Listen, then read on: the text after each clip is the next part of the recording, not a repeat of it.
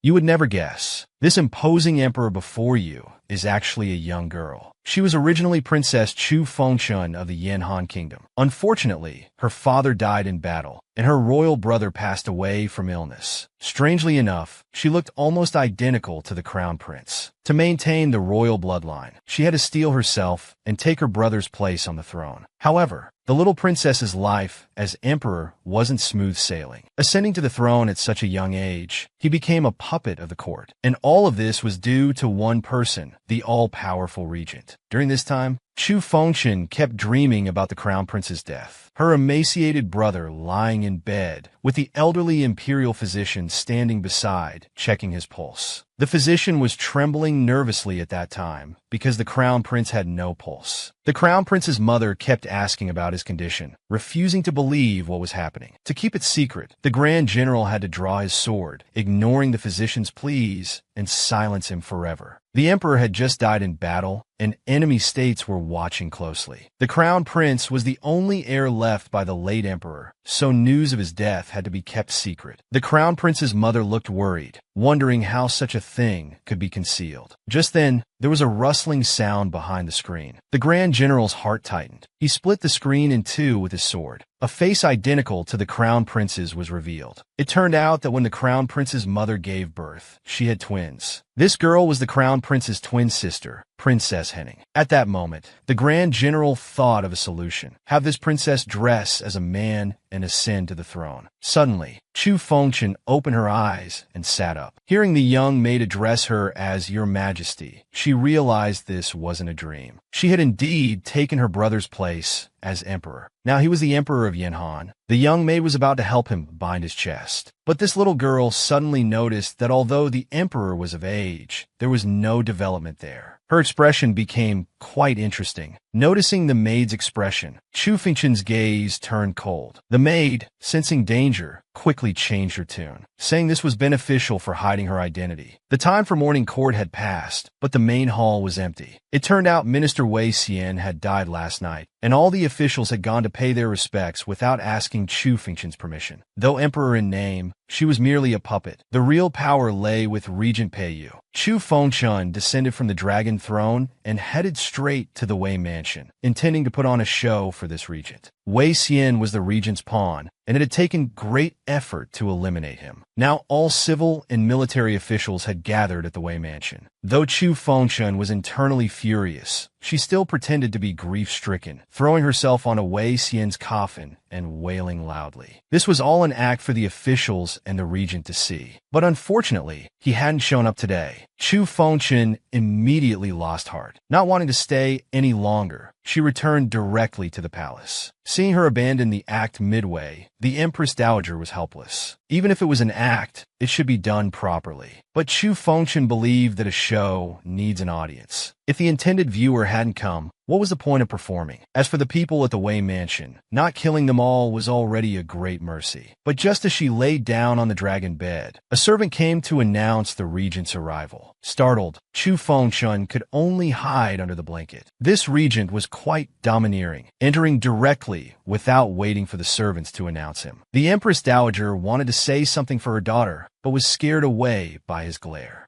Chu Fengchun was miserable. What kind of mother was this? Abandoning her daughter and running away. Now pretending to sleep was her only option. But the regent wouldn't fall for this trick. With just a simple sentence, he forced Chu Fengchun out from under the blanket. It turned out Wei Xian had conflicts with several ministers before his death, and the regent wanted the emperor to inspect the justice ministry together. Perhaps due to a guilty conscience, Chu Fengchun didn't want to go. This series of reactions aroused the regent's suspicions. He said the emperor was either guilty or hiding something. Facing the risk of exposure, she had no choice but to reluctantly accompany the regent. This man held immense power, and she couldn't conflict with him now. Moreover, Chu Fengchun was no longer the same emperor from 10 years ago. Even if the regent played tricks, she wasn't afraid. The justice minister was called Gu Jing, a creepy man. Rumors said people had seen him drinking prisoners' blood. The justice ministry was one of the few institutions not under the regent's control. This minister Gu was said to be strictly upright, showing no favoritism to anyone, including the emperor. The justice ministry was eerily frightening, making Chu Fengchun scared. Worse still, The regent kept following behind, constantly trying to frighten her. Finally, Chu Fengchen walked through the gates with stiff movements, her body trembling. The regent told Chu Fengchen she could hold his hand if scared. But Chu Fengchen didn't want to be too close to him, so she unconsciously backed up to a prison door. Suddenly, a withered hand landed on her shoulder. It was a neurotic old man who actually wanted to eat the emperor's flesh. This terrified Chu Fengchen. Finally, she pitifully grabbed the regent's sleeve. Just then, a servant reported that Minister Gu was interrogating prisoners and couldn't receive visitors. But the regent insisted on taking Chu Fengchen to see him. The interrogation room door had barely opened a crack. The shadows inside were cast on the wall. Seeing the scene in the interrogation room, Chu Fengchen was so frightened her hair stood on end. She had to temporarily abandon the idea of meeting Minister Gu.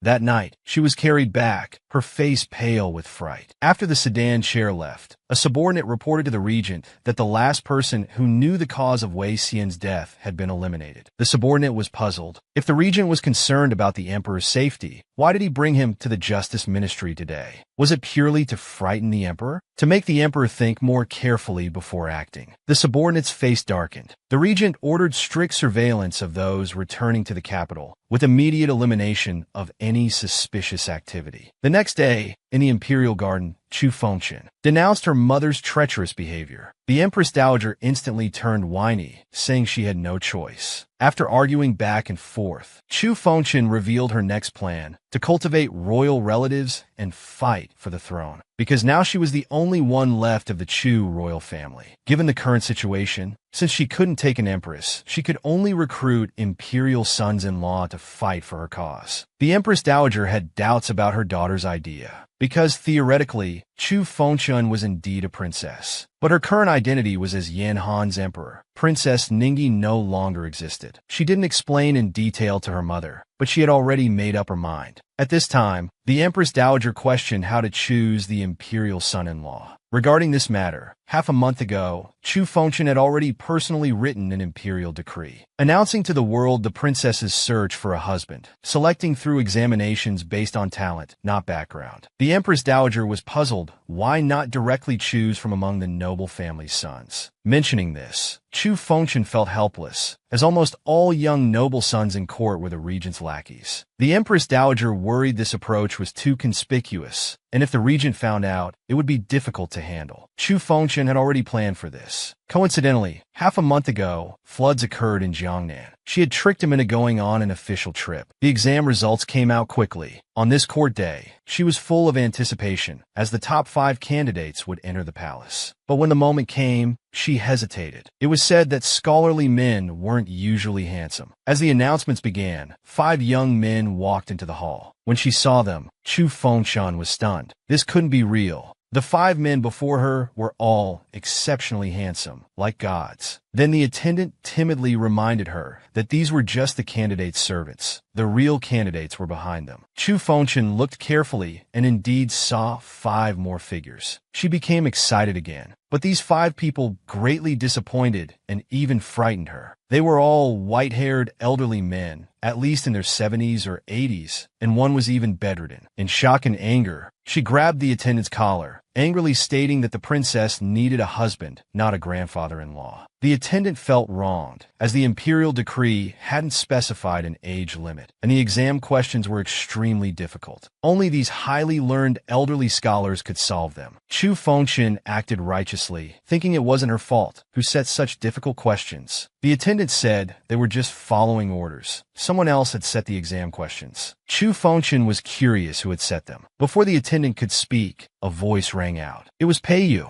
Wasn't he supposed to be away on official business? According to Chu Fengchen's calculations, he shouldn't return for at least half a month. Why was he back now? It turned out he had learned about the emperor selecting a husband for the princess. So he rushed back day and night specifically to help the emperor. Such a loyal minister indeed. But actually, Chu Fengchen didn't need his help with this matter. Pei Yu joked about whether they should send them to the princess's palace for her personal selection. Chu Fengchen firmly refused. So Pei Yu handled the matter himself, placing the 5 elderly men in the Imperial Historical Archives and the top 30 candidates in the Great Yin Academy. Then he imperiously announced the end of court. Throughout the whole process, Chu Fengchen couldn't even get a word in. Before leaving, Pei didn't forget to lift Chu Fengchen's chin with his fan, advising her to notify him in advance next time she wanted to select a husband. Pei claimed he was very skilled in this area. Chu Fengchen knew that selecting officially through the court wouldn't work anymore. It seemed this matter required personal attention, so she changed into women's clothes and slipped out of the palace. If casting a net wasn't allowed, she'd fish for one individually. There's an old saying that all scholars under heaven, yin flows with wine, referring to Yin Han's two most famous academies, the Yin Academy and Lu Shang Society. But as far as Chu Fengchen knew, Yin Academy had become Regent Pei's breeding ground for corrupt officials. In contrast, scholars from Lu Shang Society never participated in imperial examinations, suggesting they were truly distinguished and upright individuals. So Chu Fengchen's destination was the Lu Shang Society. However, just as she reached the entrance, she saw a group of people cornering a frail scholar, beating him up. It turned out a fat young master wanted to steal the scholar's invitation to enter the Lu Shang chamber. The frail scholar clearly couldn't match these people. He was beaten black and blue, and his invitation was inevitably stolen. Chu Fengchen had always liked to help the weak, so she rushed forward to stop the young master's behavior. Seeing it was a girl, the young master initially wanted to show his might, but fled in panic, intimidated by Chu Fengchen's aura. However, the scholar's invitation couldn't be recovered. The scholar was devastated, saying he would never see Fu Tsushui again. The scholar praised Master Fu's character and knowledge. He had sacrificed and given up much to get the invitation to meet his idol. Just when he had finally earned the other's recognition, everything seemed wasted now. The scholar felt his life turn dark, completely losing his will to live. Seeing this, Chu Fengchen unhesitatingly gave her own invitation to the scholar. After repeatedly confirming, he left with profound gratitude. Without an invitation, Chu Fengchen had to find another way in, like climbing the wall. So she stepped on her maid's face to climb up. The maid was upset, wondering if this counted as a work injury. The answer was obviously no. This was called sacrificing for a greater cause. Just as Chu Fengchen reached the top, she saw a young man also climbing in from the opposite wall. In that instant, her foot slipped and she fell straight down. Fortunately, she landed on grass and wasn't badly hurt, though her face-down position was rather undignified. The young man also jumped down and approached her. Seeing her state, he couldn't help but sigh. To Chu Fengchen, this felt like blatant mockery. The young man caringly asked if she needed help getting up. Chu Fengchen certainly couldn't lose face before such a person. She insisted she was fine, while teasing the young man that someone as elegant as him also had a hobby of climbing walls. The young man laughed, saying they were both in the same boat. As they were chatting, Lu Shang Society's guards obviously heard the commotion and came one after another. The young man, disregarding gender propriety, grabbed Chu Fengchen's wrist and hid behind a rockery, gesturing her to stay absolutely quiet. During this process, Chu Fengchen noticed a unique fragrance from the young man. This scent didn't seem artificial, but rather like a natural body fragrance. The guards found nothing unusual and, thinking only scholars would enter here, left. After they were gone, the young man apologized to Chu Fengchen, saying his earlier actions were too abrupt. Chu Fengchen didn't mind at this point. The young man noticed she had no invitation and offered to sneak her into the discussion meeting through the back door. Chu Fengchen was overjoyed, repeatedly thanking him as they stealthily made their way to the meeting venue. They successfully entered the inner hall. Hiding behind a wall, they found the hall already full of people. They looked around, hoping to spot Fu Tsushui. While they didn't find him, they did spot the regent. At this moment, Chu Fengchen had countless questions in her head. Why was this guy here? Seeing her unusual expression, the young man guessed she must have seen someone she didn't want to meet. Chu Fengchen didn't hide it, stammering out her inner doubts. The young man's gaze turned to Pei.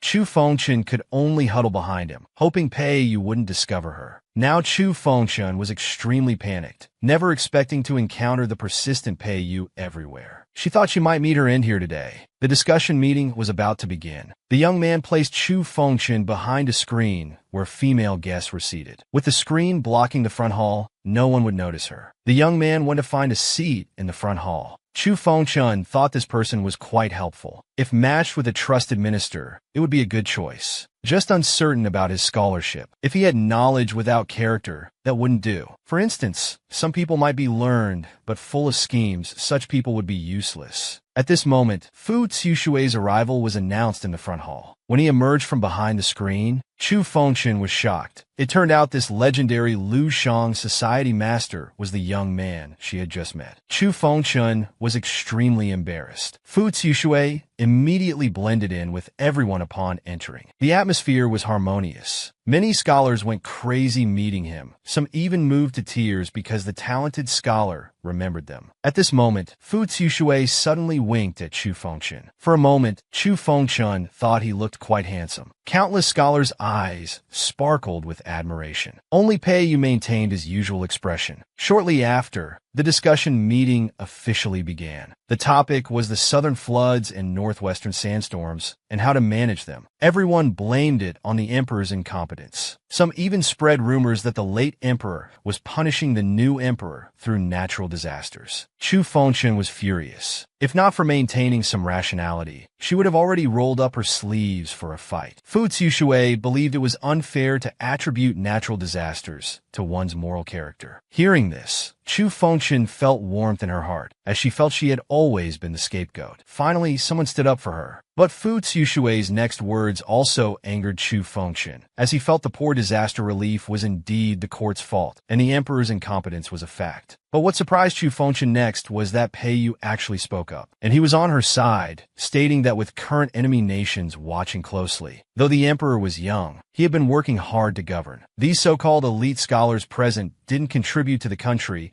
but only criticized all day, speaking nonsense. What right did they have to blame the current emperor? Fu Zixue, unafraid, sarcastically pointed out that with pillars like the Regent in court, perhaps other officials weren't needed. Admittedly, Chu Fengchen quite admired Fu Zixue for not fearing authority. But Pei Yu's words also made her think deeply. Suddenly, a strange fragrance wafted over. Chu Fengchen fell into a drowsy sleep. When she woke up, it was already dark. If she didn't return soon, the palace gates would likely close. Fu Zixue wanted to send a carriage to take Chu Fengchen back, but to avoid revealing her identity, Chu Fengchen had to decline, promising to meet again in a few days. After Chu Fengchen left, Fu Zixue looked toward the regent's carriage and teased whether he had nothing to do at court to linger here. The regent replied that he needed to ensure his little cat got home safely. Chu Fengchen was frustrated. The weather had been fine just moments ago. Why did it suddenly start raining? She regretted letting the driver and maid return first. She had really put herself in a difficult situation. When walking past a small alley, she didn't notice the man walking out of it, and they collided. When she looked up from the man's embrace, she realized it was actually Pei Yu. Pei Yu didn't seem to recognize Chu Fengchen. He asked if she had brought an umbrella. Though panicked inside, the darkness of night meant they couldn't see each other clearly, which calmed her somewhat. Pei Yu offered to escort her. After careful consideration, Chu Fengchen agreed to walk together, as she had no rain protection, and running away would only raise suspicion. After a while, the rain stopped, and Pei Yu closed his umbrella, advising her to return home earlier next time, as people would worry. Meanwhile, in the palace, little Jia was worried to the point of tears. If something happened to the emperor, he would be doomed. The next day, Chu Fengchen arrived at the disaster relief camp outside the city. Little Jia worried about the dangers of leaving the city and kept urging her to return. But Fu Zixue was providing free medical care for disaster victims today. Since Pei Yu's previous attempt to recruit him had failed, Chu Fengchen had to get this talented person under her command before him. Upon arriving at the relief camp, Chu Fengchen saw an elderly man collapse weakly on the ground. After helping him up, she learned he was too weak from hunger, having not eaten for too long. Not just the elderly, even young adults couldn't get food. What was going on? Just then, Chu Fengchen heard crying. Pushing through the crowd, she saw a little girl crying. Her brother was on the ground, complaining of stomach pain. Fu Zixue pushed through. He carefully asked about the boy's condition. Considering that epidemics usually follow floods, people suspected the boy had contracted the plague. They wanted to report to officials, but Fu Zixue stopped them. Many years ago, Jiangnan had experienced floods and plague. To prevent the spread, officials had cruelly killed infected civilians. As Fu Zixue explained, everyone understood that reporting now meant certain death. Fu Zixue asked what the boy had eaten recently. From his sister, they learned he had given all food to her. Too hungry to bear it, he had dug up earthworms by the river to eat. Many people discussed how there was too little food and no one could get any. Hearing the discussions, an attendant said Zhao Fuyin was in charge of the capital's disaster relief. Chu Fengchen immediately ordered Lord Zhao to report on the use of relief funds in the study today. The court's relief grain hadn't been used up these years, and there had been no wars. Though unable to defeat the regent, taking Zhao Fuyin's life would be easy. Fu Tushui carried the boy on his back and quickly headed to the medical tent. The sister wanted to help carry the medicine box, but was too small to lift it. At this moment, Chu Fengchen quickly stepped forward to carry the medicine box for the girl. Fu Tushui looked up, recognized Chu Fengchen, and thanked him for the help. Chu Fengchen lied, claiming his surname was he. Then they walked side by side toward the tent. Fu Tushui had finished the treatment. The little boy was fine now. Chu Fengchen sighed in relief. The child was pitiful, losing his parents at such a young age and suffering from famine. But no matter how hungry someone is, they shouldn't have to eat earthworms. Fu Tushui disagreed with this thought. When someone is starving, they'll eat anything. Though the scholar was smiling, there was an indescribable sadness about him. Had he experienced similar famine before? Chu Fengchen again pleaded with Fu Tushui to join the court, saying his talents could benefit the people. This time Fu Tushui hesitated, saying he needed a few days to consider. The next day, Chu Fengchen brought fresh meat buns to the relief camp again. The siblings from yesterday ran out of the tent excitedly to greet him. They promptly reported Chu Fengchen's arrival to Fu Tushui. Fu Tushui came out to welcome him, repeatedly expressing gratitude. After all, he thought it was tiring for a young lady to keep coming to the relief camp. Yet Chu Fengchen showed no complaints and immediately started working. He didn't care about this young man's past. Extended contact would surely develop feelings. Eventually, this talented scholar would fall for him and serve him. By then, there would be no need to fear Peiyu, and Chu Fengchen could achieve great things with his support. Thinking of this beautiful ideal, Chu Fengchen fell asleep without realizing it. Upon waking, he found it strange that he kept falling asleep these days, and always at Fu Tushui's place. Chu Fengchen noticed the incense burner on the desk. The fragrance was odd, somehow familiar. He vaguely felt something was wrong, but didn't mention it. Fu Tushui noticed Chu Fengchen was awake and hurried over to check on him, saying it was too tiring for a young lady to work so hard. Chu Fengchen immediately spotted the sword book on his desk. His heart filled with joy. His intuition was right. Fu Tushui had finally come around. He expressed willingness to join the court. The iron tree had finally bloomed. Finally, Chu Fengchen's daily diligent nurturing had paid off. However, Fu Tushui was worried, saying he wasn't good at examinations and asked for Chu Fengchen's help. This was a piece of cake for Chu Fengchen. Thumping his chest confidently, he immediately agreed to the scholar's request, lying that his family was in officialdom and he would take care of everything. Then he left in a hurry. Fu Tushui wanted to say more, but Chu Fengchen was already out of earshot. Chu Fengchen didn't know that shortly after he left, a person in black emerged from behind Fu Tushui's tent. This person thought Fu Tushui had given Chu Fengchen poison. In fact, Fu Tushui had no intention of poisoning Chu Fengchen. In everyone's eyes, this scholar had always rejected the court. Now joining the court for a beautiful friend wouldn't raise the regent's suspicions, especially since this beautiful friend was the regent's most beloved little cat. At this time, Peiyu was feeling unwell, coughing occasionally, but still persisted in reviewing the disaster relief memorials. The servants in the mansion couldn't understand why their lord had suddenly gotten caught in the rain. At this moment, Chu Fengchen arrived at the regent's mansion. Though somewhat nervous, he had to follow through.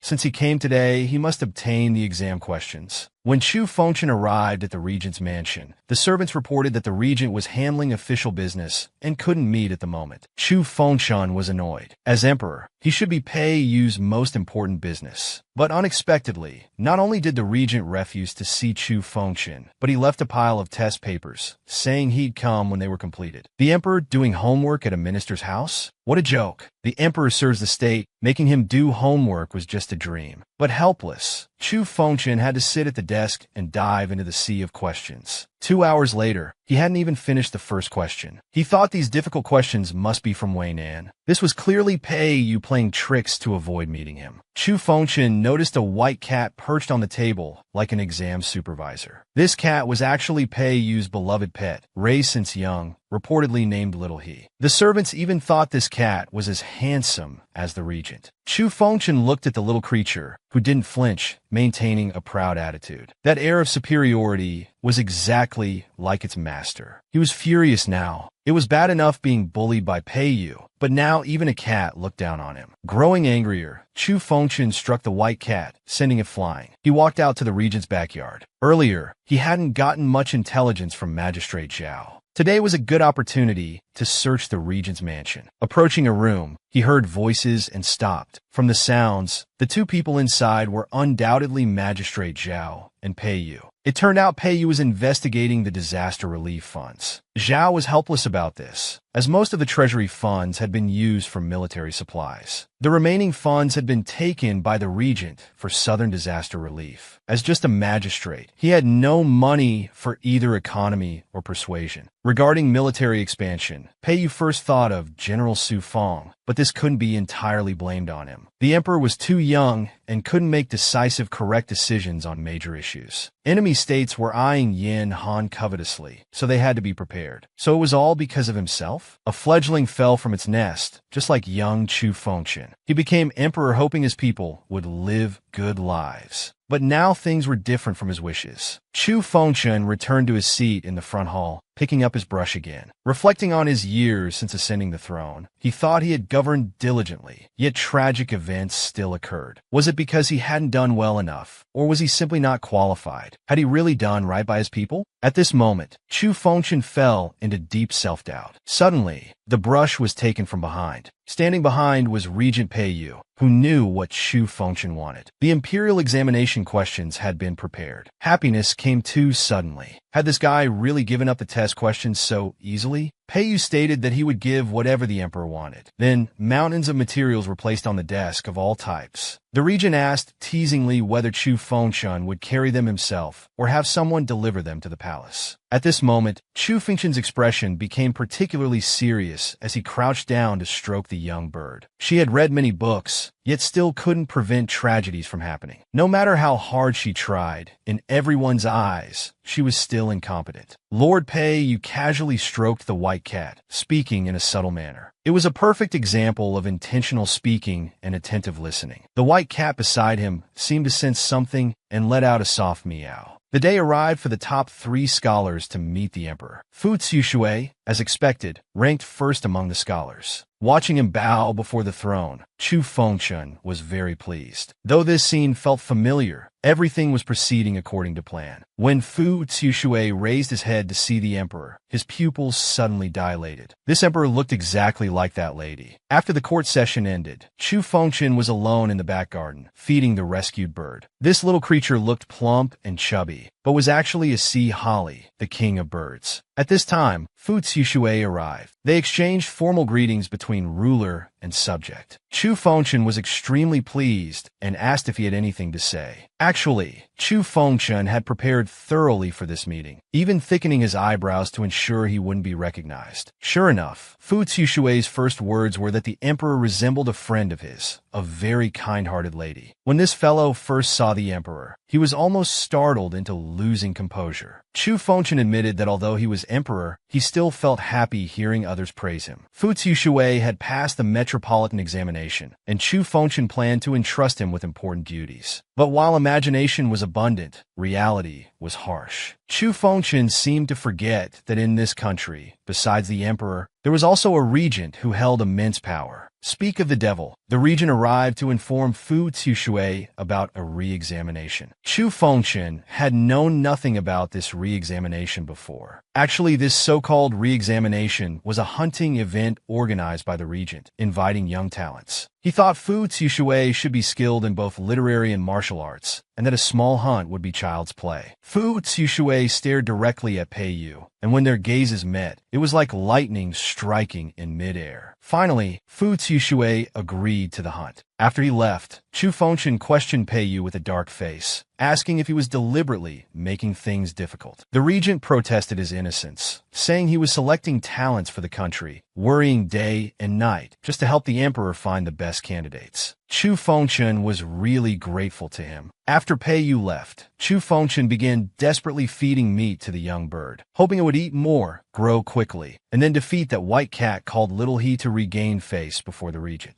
At this time, a servant came to report that the inspection results of the incense Chu Fengchen brought back to the palace were ready. Meanwhile, the regent also received intelligence that Lu Shangxi was indeed connected with Jianghu figures. The regent's subordinates were very nervous, worried that Fu Tsushui had significant backing and impure motives. The subordinates couldn't understand why the regent would allow such a person to win first place. Pei Yu remained serene, noting that the young emperor had been very happy lately and become more motivated. This was a fact. Wasn't this a good thing? The regent gently stroked the white cat. The subordinates worried that Fu Tsushui might harm the emperor in the future. Pei Yu was unconcerned about this, saying it was Fu Tsushui's ability that won him first place. But whether he could reach the emperor's side was still up to the regent. On the day of the hunt, Chu Fengchen arrived at the hunting grounds with Pei Yu standing beside him. Why was he here? Well, if the emperor wished it, who could say otherwise? Pei Yu wasn't angry and offered to teach Chu Fengchen archery. Chu Fengchen pouted, saying he wasn't a child. After being emperor for several years, he had learned both literary and military skills. Of course, he knew archery. Suddenly, there was a rustling sound from the bushes. It was a male deer moving through the undergrowth. The deer was so cute, it was hard to shoot it. At this moment, the regent held Chu Fengchen's hand. He helped him draw the bow and nock the arrow, saying that once you decide to be a hunter, you can't give up any chance to kill prey. However, some cunning prey often hide their true nature. At such times, hunters need to give them a chance to fully reveal themselves. Suddenly, there was a commotion around the hunting grounds. Guards reported that unidentified people had appeared. They looked like the refugees who had been dispersed a few days ago. The regent immediately followed the guards to check the situation. However, shortly after he left, Fu Tsushui appeared before Chu Fengchen. This fellow said he was also pursuing the male deer, which was why he came here. He told Chu Fengchen it was very dangerous to be alone here and offered to take him to rejoin the others. Chu Fengchen looked at him, wanting to see what he was up to, and agreed to go along. On the way, Chu Fengchen asked Fu Tsushui why the refugees had returned when they had already been dispersed. His answer was that the refugees probably didn't believe the court could be so merciful. Many years ago, Jiangnan had also suffered from floods. That winter was very cold, and most people fell seriously ill. With nowhere to go, they gathered outside the imperial city seeking help. After days and nights of desperate pleading, the city gates finally opened. But instead of aid, the people were met by the emperor's elite Huiyu troops. They mercilessly slaughtered all the refugees outside the imperial city. As Fu Tsushui spoke, Chu Fengchen realized something was wrong. This wasn't the way to the camp. That familiar fragrance wafted through the air again, and Chu Fengchen's consciousness began to blur. Fu Tsushui supported his body. A group of Jianghu figures emerged from the shadows. Seeing the emperor drugged, they all showed satisfied smiles. Someone suggested killing the emperor, but Fu Tsushui still had some conscience, believing that 12 years ago the emperor was just a child. Revenge should target the truly guilty, not kill the innocent. In his mind, he again saw the image of that kind-hearted young girl. If he killed Chu Fengchen, his friend would surely be unhappy. Fu Tsushui left, but shortly after, Chu Fengchen sat up from the ground. Fortunately, he had been prepared, or he would have fallen for the trap again. There was no time to think. Chu Fengchen immediately ordered the armored troops to hurry and stop the guards from killing the refugees. A pair of soldiers followed him to find Pei Yu. At this time, Pei Yu was being surrounded and attacked by many Jianghu figures, and his arm was already wounded. Fu Tsushui was triumphant, sneering at how the mighty regent had fallen to such a state. 12 years ago, it was he who led the soldiers to massacre the people. Now he was getting what he deserved. Just as Fu Tsushui was about to make his next move, an arrow pierced through his arm. Chu Fengchen was still maintaining his shooting posture. Fu Tsushui was shocked and confused that he hadn't been drugged. The regent was the most powerful official in court. Shouldn't the emperor be happy if he killed him? Chu Fengchen walked up to Pei Yu and announced to everyone that it wasn't their place to judge the regent's merits and faults. Though surrounded by guards, Fu Tsushui remained completely calm. He pulled out a black concealed weapon and threw it at the crowd. All the guards were affected, but fortunately, Pei Yu was close to Chu Fengchen, so they weren't impacted. Fu Tsushui then declared that he had the most right to judge the regent, because the one who led the Huiyu troops to massacre the people back then was this very regent at just 13 years old. Fu Tsushue's relatives died in that massacre. At just 13, he was already a demon with blood-stained hands. Such a person deserved death. Chu Fengshen still stood in front of the regent, warning Fu Tsushue that one more step forward would be treason against the emperor. Fu Tsushue wouldn't back down. In his view, such a person was a treacherous official. Killing such a powerful official would both avenge his family and help the emperor clean up the court, killing two birds with one stone. But Chu Fengshen didn't see it that way. The regent, however, thought this young man's idea wasn't bad and worth trying. Seeing the regent truly unafraid of death, Fu Tsushue raised his sword to strike. Peiyu waved his hand. Countless guards appeared like divine soldiers from all directions. Fu Tsushue was shocked, his eyes filled with terror. Fu Tsushue seemed naive, foolishly believing the regent had no backup plan. The young man was still too green. Fu Tsushue was bound and forced to kneel. Actually, the regent hadn't killed innocents back then, only those infected with plague who were taking advantage of the disaster to loot. Fu Tsushue still disagreed, believing those people were just sick and seeking help in the city. The regent disagreed with this view. At the time, the court had arranged the best doctors in medicine, but the refugees insisted on their superstitions, believing better remedies existed in the city. In their desperation, they seized the guards' weapons and forced them to open the city gates. If these people weren't killed, who would protect the city's inhabitants? Peiyu's actions were indeed under imperial orders. He wasn't wrong, and neither were the refugees. The killed refugees had reason to hate the regent. But Fu Tsushue's incitement of refugees, causing chaos at the hunting grounds, and attempting to murder court officials, from the moment he chose this path, he was destined to fail. After Fu Tsushue was taken away, the incident finally settled. The royal physician bandaged the regent's wounds. He just needed rest now. When Chu Fengshen looked at the regent again, his face flushed red, and he hurriedly requested to return to the palace. But the regent held him back. His heart skipped a beat, wondering if he was about to face consequences.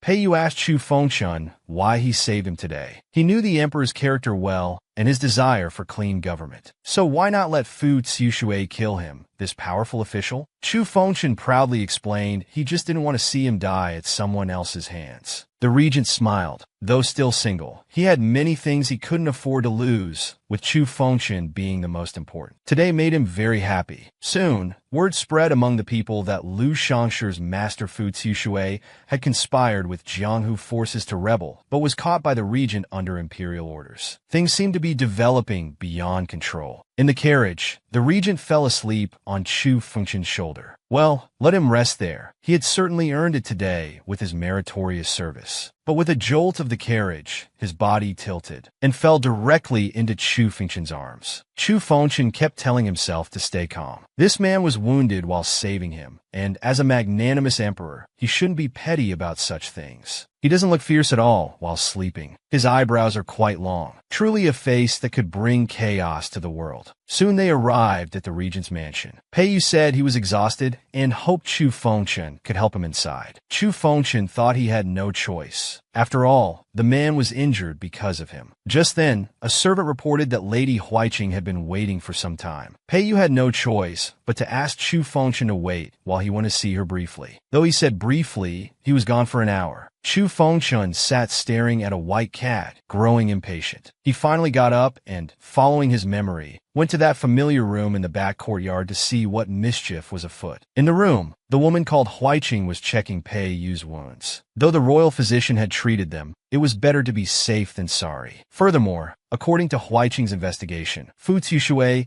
was merely Liu Shangshi's nominal master. This incident showed that the real mastermind must be someone who wanted Peiyu dead. Peiyu needed to be extremely careful in the future. Huaiqing wondered why Peiyu remained loyal to the emperor, knowing he would be hurt. She didn't believe Peiyu was someone who cared about the world's welfare. The regent only made a few jokes about this without further explanation. Footsteps approached as Chu Fengshen entered the room. Huaiqing was sitting with the regent, and seeing this scene, Chu Fengshen instantly bristled. What were these two doing? Peiyu and Huaiqing sat side by side on the bed's edge. Chu Fengshen's face flushed red at the sight. He was shocked. What were these two doing in broad daylight with the door wide open? Were they about to do something shameful? When Huaiqing saw Chu Fengshen, she finally understood why the regent was so content. Seeing Huaiqing staring at Chu Fengchen, Pei Yu became jealous. Huaiqing was perceptive and didn't want to be a third wheel, so she rose to leave. But before leaving, feeling playful, she approached Chu Fengchen and cupped his face, intending to kiss him. Chu Fengchen instantly turned red. The regent wouldn't stand for this. He couldn't bear anyone even looking at his Chu Fengchen, let alone kissing him. He immediately stopped her and pulled Chu Fengchen into his arms, warning Huaiqing not to disturb his majesty. Huaiqing shot Pei Yu a resentful glance. He was too possessive. Thinking this, she left without looking back, slamming the door. Chu Fengchen remained in Pei Yu's embrace, completely dazed. His heart began to race as 3 questions formed in his mind. When he finally came to his senses, he immediately pushed Pei Yu away. Unexpectedly, Pei Yu's body hit the pillar behind him, causing his wound to reopen. Chu Fengchen instantly panicked and helped Pei Yu to sit on the bed, rebandaging his wound while earnestly lecturing him. When injured, one should behave properly. Excessive indulgence isn't good for wound recovery. Pei Yu's face darkened. He felt more wrong than doughy. He wasn't the type to indulge in wine and women. He preferred inner beauty. Chu Fengchen's head was full of question marks. What did this guy mean? After rebandaging the wound, the regent looked at his arm, wrapped like a steamed bun, and fell into deep thought. His lips curved into a smile, and Chu Fengchen knew he must be mocking his bandaging skills. His mood suddenly changed, and after some playful banter, the emperor and his subject turned to serious matters. Chu Fengchen was puzzled. If he already knew Fu Zixue was problematic, why didn't he say so earlier? Why go through the trouble of arranging a retest? Pei Yu's face was full of tenderness. He simply didn't want the emperor to be troubled by such minor matters. But Chu Fengchen suddenly became emotional. He had grown up and was no longer a child. Now he only wanted to govern diligently and protect his people's peace by himself. But this regent told him nothing and kept everything from him, making him feel helpless and worried. Pei Yu gently tapped Chu Fengchen's nose, wanting to make a promise. Until he could stand on his own, he would protect the empire for him. When the emperor wanted to take back control, he would return at any time. Until then, Pei Yu hoped the emperor could become his friend instead of his enemy. Chu Fengchen looked at him, feeling like the man before him was like deep water, unfathomable. He always used the most vigilant expression while saying the most reassuring words. What was he really plotting? Pei Yu walked up to Chu Fengchen. Caressing his face, he gazed at him lovingly. When the young maid entered the imperial chamber, she was shocked. The emperor, who should have been in male attire, was unexpectedly wearing women's clothes. Chu Fengchen claimed he was just trying it out for effect. Now that he had, certain parts still hadn't grown, maybe it wasn't time for development yet. Thinking this, he took off the women's clothes, threw them at the maid, and complained about the poor fabric quality. Hearing the emperor's complaint, the maid thought it natural for girls to love beauty. But Chu Fengchen understood well that with his current status, he shouldn't like these things. He was no longer a girl. Accompanied by the regent, Chu Fengchen visited the Justice Department again. This time he insisted on walking in by himself. But the regent still remembered how terrified he was last time. Chu Fengchen's face darkened, saying that was just a one-time incident. Just then, a purple-haired man appeared beside the regent. They went deep into the dungeon. There they found a familiar figure, Fu Zixue. The participating rioters were sentenced to 3 years in prison. According to strict law, Fu Zixue, as the mastermind, should be executed immediately. But Chu Fengchen decided to give him a chance. He would ask him to reveal the true master behind Lu Shangshi, promising to spare his life if he did. After all, a mere orphan couldn't possibly control Lu Shangshi. Fu Zixue remained silent. Chu Fengchen sighed. Was this man really willing to die for his secret? Chu Fengchen slowly turned around, preparing to leave. At this moment, Fu Zixue finally spoke. He wanted to know if anyone had visited the disaster victims or asked about his situation in the past 2 days. Chu Fengchen knew exactly who he meant, perhaps recalling their time together. Chu Fengchen felt infinite regret for this prisoner. With a long sigh, he gave a negative answer. Missy would surely be very disappointed if she knew what he had done. A bitter smile crossed his face. He hoped Missy would never know what kind of person he really was. In another room,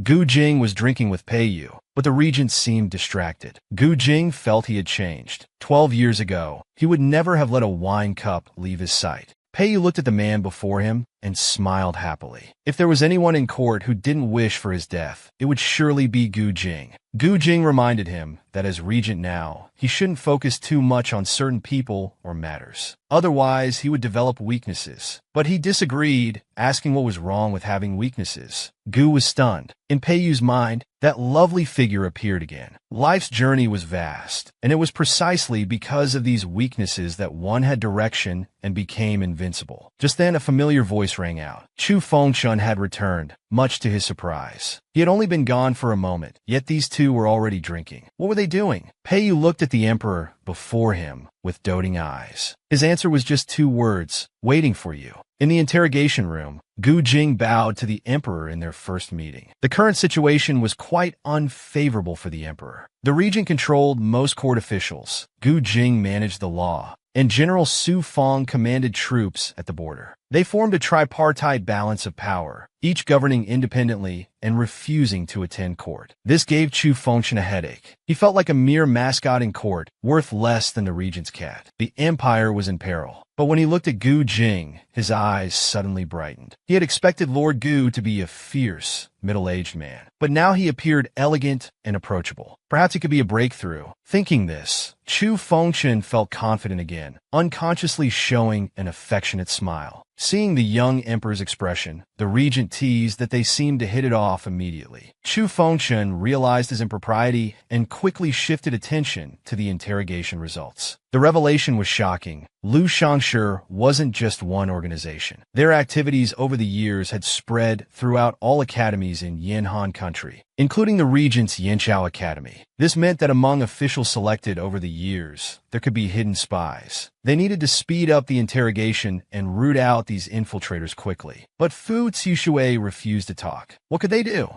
Gu Jing smiled, a particularly sinister smile. In his view, death was easy. His duty was to make prisoners wish they were dead. At this moment, Gu Jing made Chu Fengchun's hair stand on end. His hands instinctively gripped the regent's arm tightly. What terrified him even more was, Gu Jing said, he had a few tricks to share with the emperor. Chu Fengchun instantly felt sick. Gu Jing continued explaining that the captured assassins were too low-ranking. Only Fu Zixue might know the inside story. And according to intelligence, this guy had a lover. Hearing this, Chu Fengchun's face turned pale. Wasn't he that lover? Could it be that this guy wanted to arrest him for torture? At this thought, Chu Fengchun turned and fled. Watching the emperor run away, Gu Jing felt helpless. He felt that over the years, the regent had spoiled the emperor too much. This resulted in the emperor developing such a delicate personality, which could never achieve great things. The regent silenced Gu Jing, citing their separate duties, then stood to leave. But Gu Jing stopped him. There had been floods in the south recently. A royal family member needed to perform sacrificial rites. Thus, Lord Wu thought it was time for the emperor to consider choosing an empress. Hearing this suggestion, Peiyu fell into deep thought. Chu Fengchun faced the same problem. He had received memorials from court officials, demanding he establish an empress within 7 days. This made him angry and worried, and he tore up the memorial. Since the proposal for an empress was raised, Chu Fengchun's harem became the focus of worldwide attention. Every morning, he would see many officials kneeling outside, requesting the establishment of an empress. Sometimes he thought it must be an illusion, but when he saw the mountain of memorials on his desk, he finally understood. What must be faced must be faced. But where could he find an empress in such a short time? The little maid suggested simply marrying a woman of humble birth to get it over with. But Chu Fengchun rejected this proposal. In his view, although corrupt officials held power in the current court, it maintained a delicate balance. If a family suddenly produced an empress, this balance would certainly be broken. This absolutely could not happen. At this moment, a memorial appeared before him. It was Gu Jing's memorial, saying he had successfully turned Fu Zixue.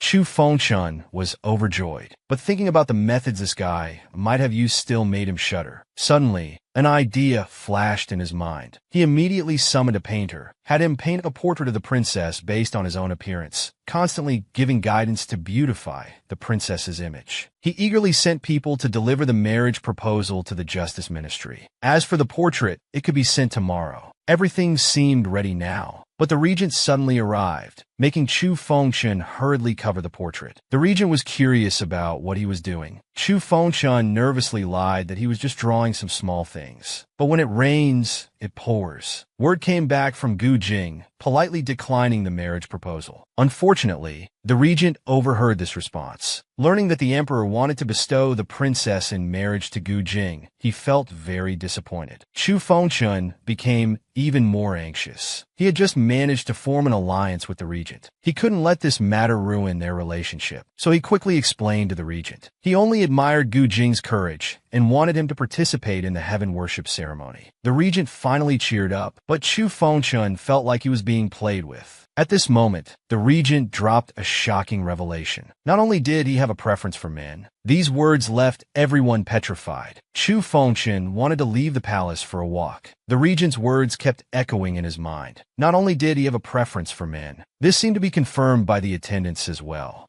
It was said he was fond of male beauty, gathering many handsome young men in his Haiyan collection, indulging in nightly revelry and debauchery. This time, Chu Fengchun specifically went to a bookstore Gu Jing frequently visited to investigate secretly. When he asked to buy books that Gu Jing had purchased, the shopkeeper gave a meaningful smile. This made Chu Fengchun more certain that this man had secrets to hide. Speak of the devil, Gu Jing arrived. He quickly hid and observed secretly. The shopkeeper handed Gu Jing a bundle full of books. He didn't linger, leaving immediately. Chu Fengchun tossed some silver to the shopkeeper. He ran to follow Gu Jing's footsteps. After a short while, Gu Jing turned into an alley. But when he followed, he found only a bundle in the alley, with no sign of the person. As Chu Fengchun was puzzled, suddenly a sword was placed against his neck from behind. It turned out Gu Jing had already noticed being followed, so he deliberately set a trap to lure out the follower. Chu Fengchun had fallen for it. At this moment, he could only loudly reveal his identity to Gu Jing.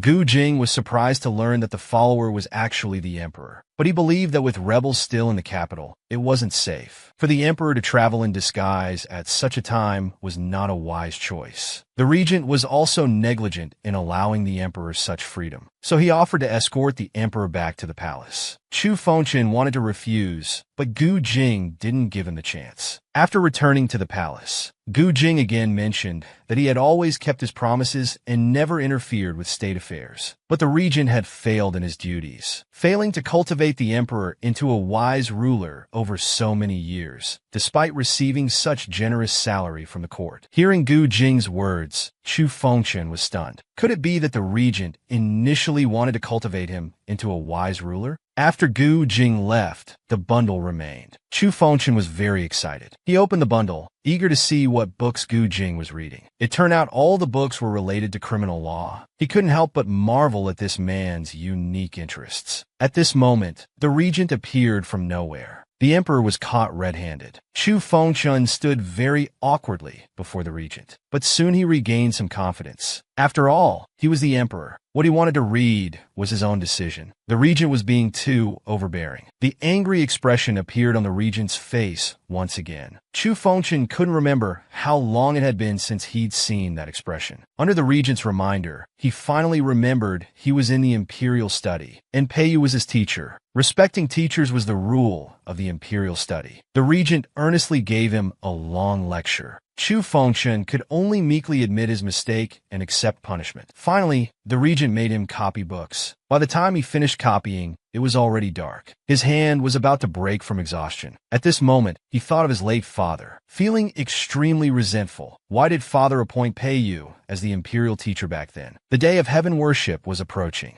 Which deity could bless him with a perfect empress? Meanwhile, the regent ordered the books to be returned to Gu Jing and warned that if he continued to mislead people, his Haiyan collection would be burned. After handling this matter, the regent returned to his desk and picked up a painting, which was Princess He Ning's portrait. At this time, an old maid came to serve tea to the regent. She happened to see the girl in the painting. She couldn't help but praise, and reminded the regent to speed up his pursuit and win the girl's heart quickly. After all, there had been many young men trying to steal potential matches over the years. At this moment, he had even thought of a name for their future child. Watching the old maid happily running away. Peiyu fell into deep thought. Take the initiative? Would that be too sudden? Would it frighten him? Peiyu turned his gaze to the white cat in his arms, as if asking the white cat's opinion. Should he take the initiative to confess his feelings? Chu Fengchun woke up from his sleep, only to find a woman mysteriously appeared in his bed, coquettishly smiling and offering to undress him. Chu Fengchun was startled. If he let her undress him, wouldn't his secret be exposed? So he immediately drove the woman out. The maid beside him also felt that the imperial household department had gone too far this time. Even if there was conflict between the regent and emperor, they shouldn't just put women in his bed. Hearing the little maid's words, Chu Fengchun pondered. Was Peiyu really in conflict with Chu Fengchun? The little maid, thinking Chu Fengchun was angry, quickly corrected herself, saying the regent actually loved Chu Fengchun the most. So it was love? In others' eyes, did the regent really love Chu Fengchun? The little maid continued. Rather than love, it was more like the relationship between a fox and grapes. Fox and grapes? What kind of logic was this? When the grape was just a bud, the fox guarded it under the tree. After a long time, the grape finally ripened, but the fox couldn't bear to eat it. Other animals also dared not touch it because of the fox's presence. This fox was like the grape's guardian deity. After hearing the little maid's explanation, Chu Fengchun instantly bristled. How dare they compare the mighty emperor to a grape? This was outrageous. And that Peiyu, playing disappearing act over a small disagreement. No news for days. He didn't even return the homework sent to his mansion with comments. He was clearly giving Chu Fengchun the cold shoulder. Look, now those officials have gone crazy, wanting to become royal relatives, desperately introducing women to the emperor. If Peiyu also caught on and started filling his harem with women, that would be troublesome. Chu Fengchun thought he couldn't just wait for doom. It was time to go incognito outside the palace. Fortunately, persistence paid off. After some inquiries outside the palace, Chu Fengchun finally found the location of Haiyanji. Pretending to be a messenger from the palace, he easily snuck in. He was guided by a handsome youth who looked very delicate. The youth led Chu Fengchun through the winding corridors, claiming Gu Jing was waiting for him. Chu Fengchun looked at him, secretly wondering if this was the legendary Jin Luan.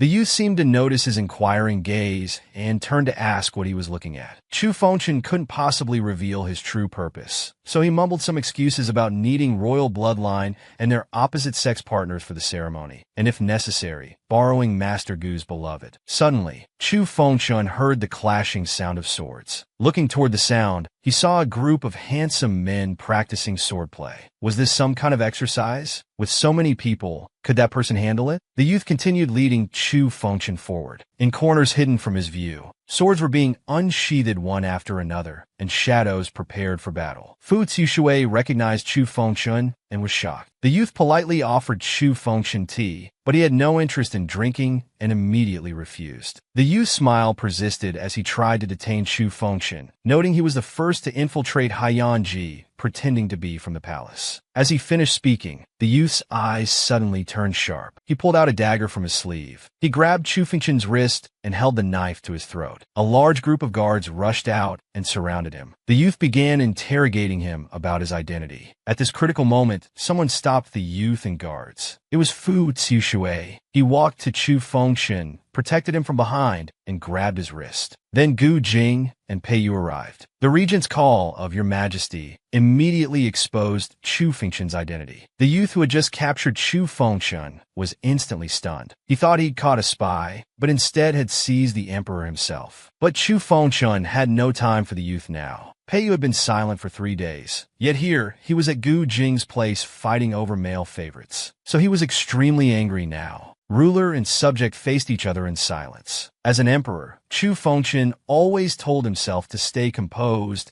and never show weakness before his subjects. But when the regent called him to his side, he still complied. This wasn't weakness, just being sensible. How could an emperor's actions be considered weak? So Chu Fengchun decisively shook off Fu Zixue's hand. Walking to Peiyu, he felt somewhat wronged. He had sent messages but received no response, and his homework wasn't even graded. What did this mean? As he spoke, he turned his head away, unwilling or perhaps afraid to look at him. The regent sighed. He remembered teaching Chu Fengchun that as an emperor, one must dare to look others in the eye at all times. so he gently turned Chu Fengshan's head straight. Chu Fengshan was confused. Wasn't Pei Yu angry? Pei Yu was more confused. What was there to be angry about? But Chu Fengshan thought, as emperor, sneaking into Haiyanji and discovering the affair between the regent and Gu Jin, wasn't that worth getting angry about? The fondness in Pei Yu's eyes hadn't diminished at all. Although it was a bit early, he felt Chu Fengshan needed to know about this. After all, Haiyanji was prepared by the late emperor for Chu Fengshan. He was shocked. Isn't this Gu Jin's male favorite base? Chu Fengshan blurted out in surprise. Lord Gu, suddenly caught in the crossfire, and hearing this was his male favorite base, nearly coughed up blood. Seeing his pained expression, Chu Fengshan became more confused. Wasn't this what the regent had told him? Lord Gu has a preference for men?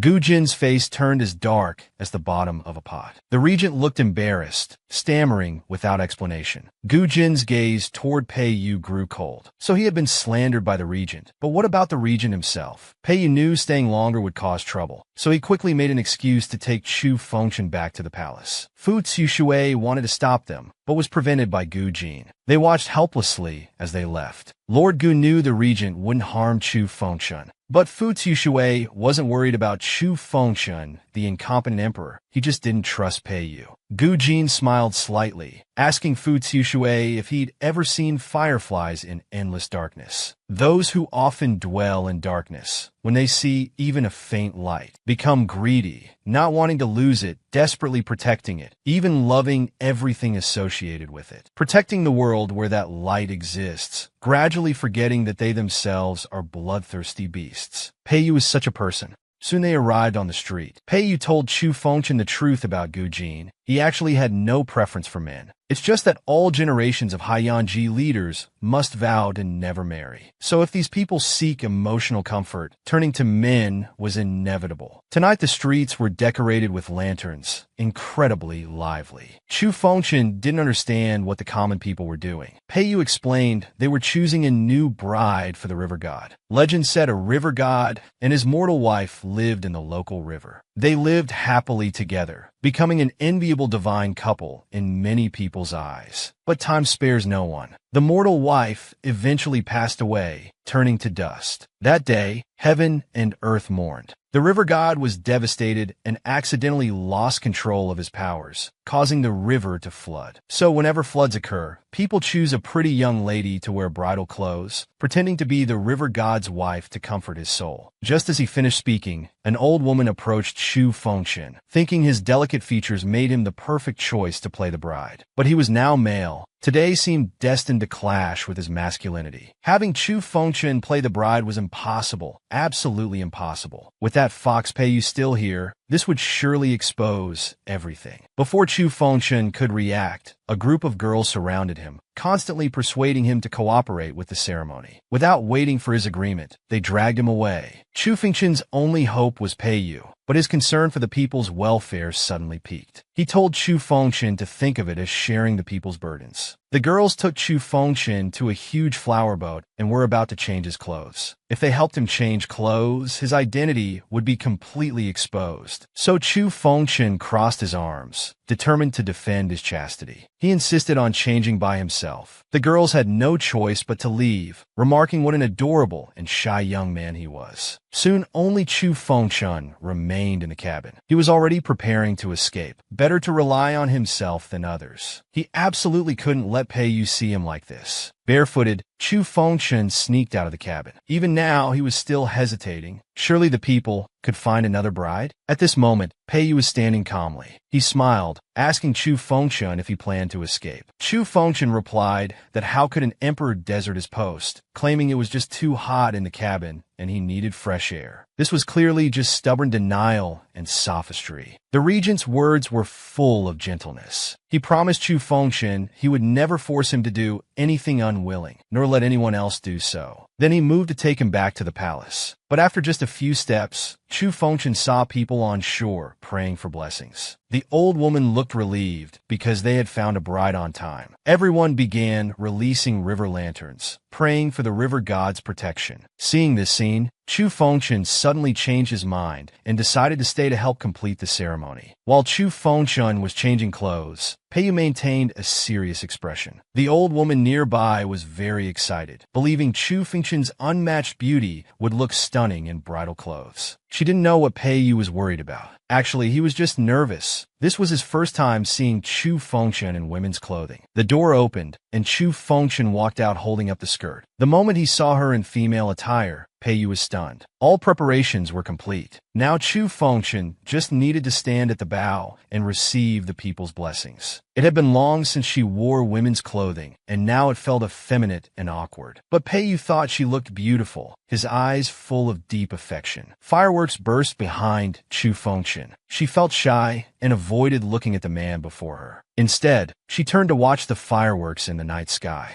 Just as he was immersed in the beautiful night view, someone suddenly pushed him from behind. Fortunately, Peiyu caught him in time. Looking back, Chu Fengchun saw it was a burly man who pushed him. The man said the previous bride was sick, and Chu Fengchun was just a fake bride. Below, some gamblers were betting on his identity. This man had lost money and harbored resentment, leading to ill intentions. The people recognized him as Wang Er, a notorious gambler and troublemaker. His words made the crowd half suspicious. Chu Fengchun grew angry. This farce needed to end. When wealth is lost, they blame women's beauty. When money is lost, they say women bring bad luck. When prayers go unanswered, they blame women for lack of sincerity. Everything was always women's fault. People like Wang Er probably wouldn't even receive the river god's protection. Wang Er's face reddened from the scolding, but he stubbornly insisted that he wasn't worthy to stand there. Hearing this, Peiyu became furious and with just a snap of his fingers, sent Wang Er to the afterlife. Chu Fengchun was also angry. When he was very young, neither the royal family nor the world gave him any choice. Now he had done everything people asked of him, yet countless people still gossiped about him. Later, what Chu Fengchun hated hearing most were the words, "not worthy." Gu Jin was right. He was a weak emperor. Peiyu patted Chu Fengchun's shoulder, comforting him softly. He didn't want to see Chu Fengchun cry. It was okay to be a bit weak. Even now, he was still pretending to be strong, insisting he wasn't crying. The helpless Peiyu had to go along with his nature and quickly change his words. This person was always like this, lying without preparation. Peiyu didn't deny it. He was indeed a bad person. Taking Chu Fengchun's hand and placing it on his chest, he gently asked what he felt. Chu Fengchun was puzzled, wondering what he should feel. Peiyu smiled, insatiable, with a wolf's ambition.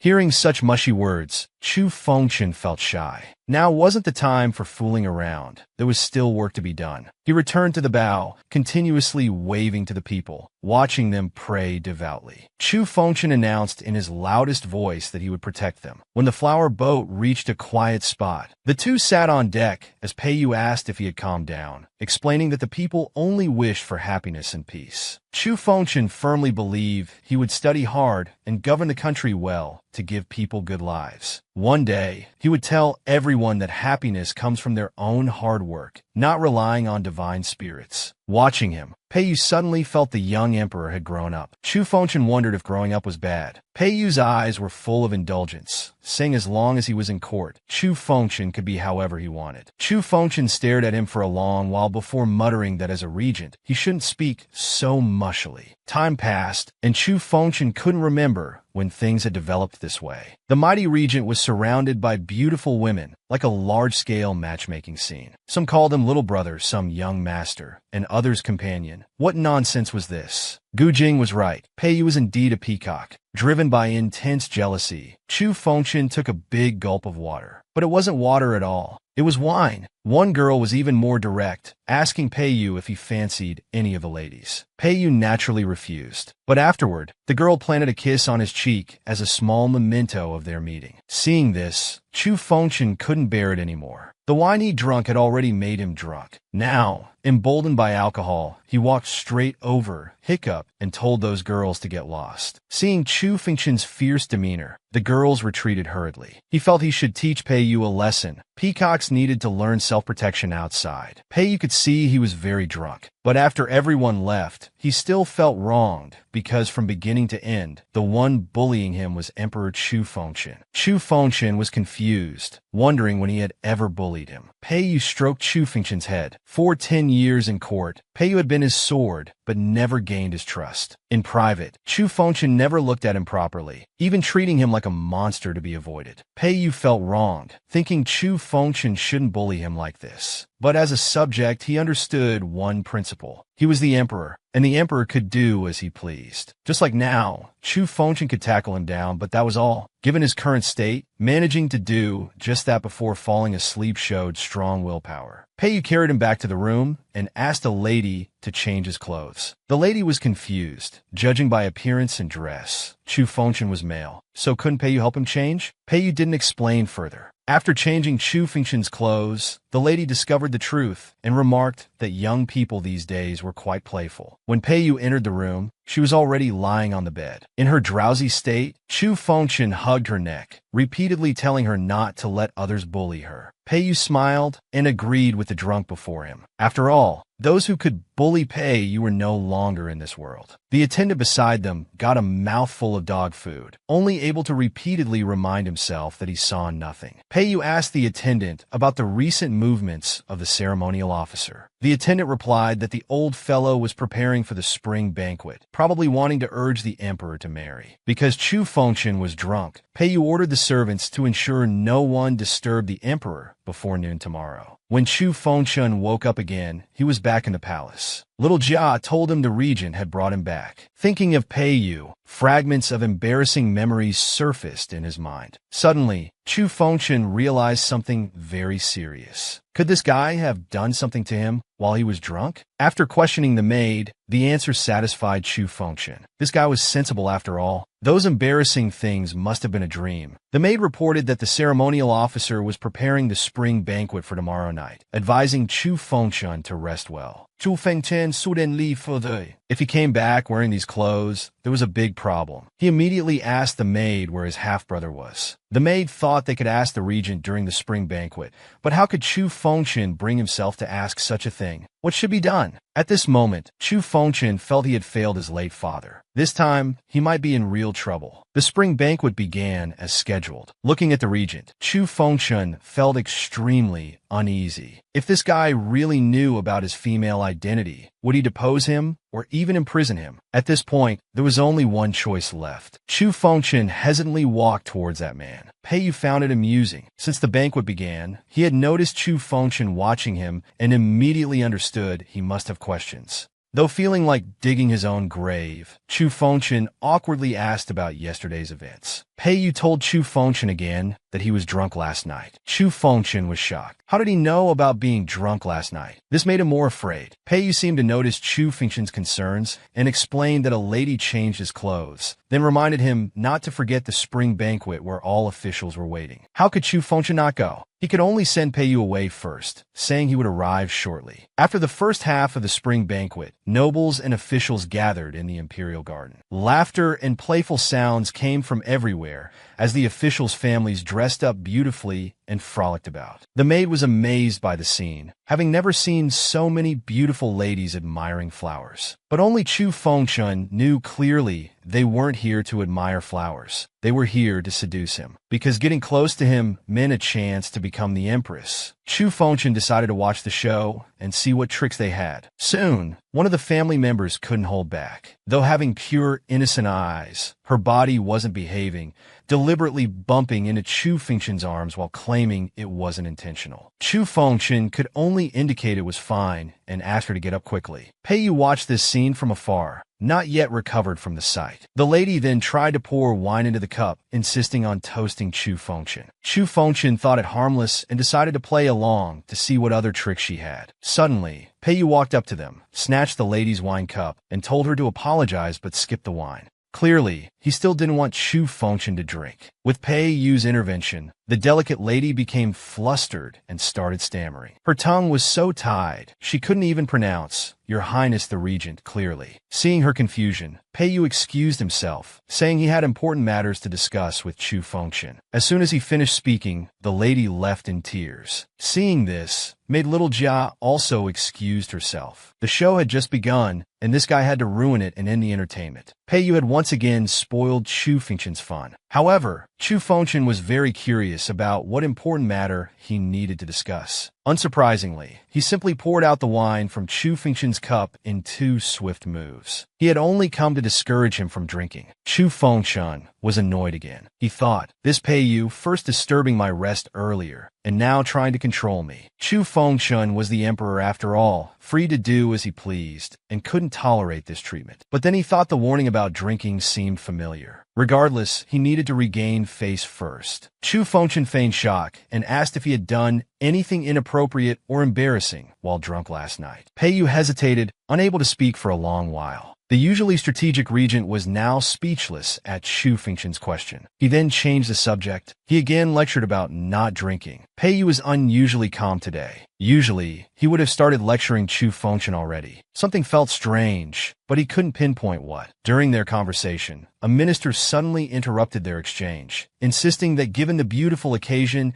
and the presence of all officials' daughters at the ceremony, it was urgent to choose an empress. Chu Fengchen slowly stood up. He had known this spring banquet wasn't simple and decided to give everyone a surprise. Chu Fengchen knew he wasn't the only royal descendant. Princess Henning arrives. Hearing of Princess Henning's arrival, the ministers were shocked, looking at each other in confusion. The surprise Chu Fengchen had prepared. Henning finally appeared before him, wearing white gauze, hands folded in front, heavenly beautiful, with a dignified manner more royal than Chu Fengchen himself. Henning approached Chu Fengchen and addressed him as royal brother. All officials showed surprised expressions because in their eyes, Princess Henning had been gravely ill and reportedly died. Seeing the officials' shocked expressions, Chu Fengchen secretly rejoiced. His carefully planned surprise had worked perfectly. The feeling of manipulating these once proud, self-important ministers felt incredibly satisfying. The officials knelt in greeting to the resurrected Princess Henning, except for Pei Yu, who remained standing motionless. Seeing this, Chu Fengchen questioned if the regent had any doubts. He quickly explained he had no doubts, just feeling emotional and surprised at reuniting with the princess after so long. Right after, Chu Fengchen announced he would catch up with the princess and let her explain herself. She bowed her head, showing no resistance or hesitation to Chu Fengchen's command. Chu Fengchen found it strange how he suddenly became so respectful. Was he bowing to himself? Fortunately, everything went smoothly. This was Chu Fengchen's scheme. The Princess Henning before them wasn't actually Henning, but another person named by Xing. This was just a risky move by Chu Fengchen. 10 years ago, Princess Henning, who had been named Crown Princess, died of illness. The general announced she was sent to a palace to recuperate. A girl was sent out of the palace with her, the current by Xing. No one had seen her face in 10 years. Meanwhile, after witnessing Princess Henning's return to the palace, a minister quickly sent someone to inform Minister Shun, a powerful court official. Chu Fengchen took Bai Xing's hand, expressing his regret for these years, making her become his shadow. Bai Xing touched Chu Fengchen's cheek, smiling without any hint of blame. At this moment, Pei Yu was also silently watching this scene from afar. Chu Fengchen thought about the usually smug officials and how submissive they were today, feeling that Bai Xian's sacrifice was worth it. But he still warned Bai Xian to be cautious of Pei Yu. After all, he was mysterious, skilled in scheming, and unfathomable. Just then, Pei Yu approached, startling Chu Fengchen, and suddenly requested to speak with Bai Xian alone. After his repeated requests, Chu Fengchen had to agree. Chu Fengchen found it strange. This was the first time he had shown interest in someone other than himself. Chu Fengchen shook his head, trying to dismiss such thoughts. However, Bai Xian's clear, delicate face and his cold demeanor lingered in Chu Fengchen's mind. He didn't want to admit he might be overthinking. Thus, Bai Xing, speaking as Princess Henning, engaged in a dangerous conversation with Pei Yu. Clearly, Pei Yu had seen through the deception, warning Bai Xing not to misuse someone else's identity, or it would bring unnecessary trouble. Bai Xing nervously clutched her dress, maintaining composure while pretending not to understand his words.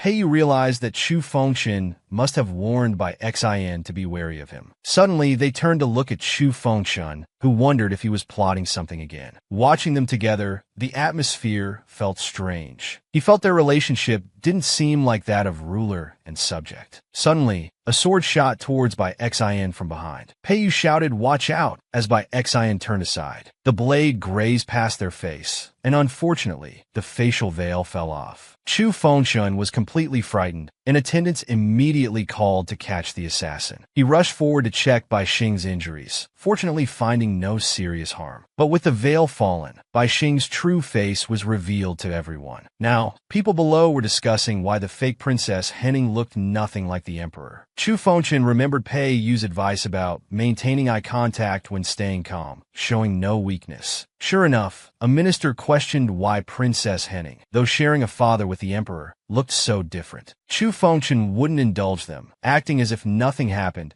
and telling them not to meddle in royal family matters. But being young, he lacked authority, unlike the regent who had built his prestige through years in court. Among this group, some had already begun doubting Henning's identity, though Chu Fengchen didn't know who. Pei fell into deep thought at this moment. She certainly wasn't Princess Henning. Pei walked forward and exposed Chu Fengchen's deception. He couldn't understand what Pei was trying to do. Shortly after, Pei stated he had anticipated the assassination attempt on by Xin, explaining she was just a body double and the real Princess Henning wasn't present. Chu Fengchen grew more confused. The crowd quickly became noisy again. Rumors had long circulated that Princess Henning had died from illness, and no one had seen her appearance. People began suspecting the regent was hiding something for His Majesty. Seeing the loyal minister's discussions, Pei immediately stated that he had not only seen Princess Henning, but also went boating with her last night. As for whether others had seen her, half the capital city had already seen her. Chu Fengchen found it incredible that he would help him. While he was still confused, Pei turned the tables, questioning why the ministers weren't investigating the assassin,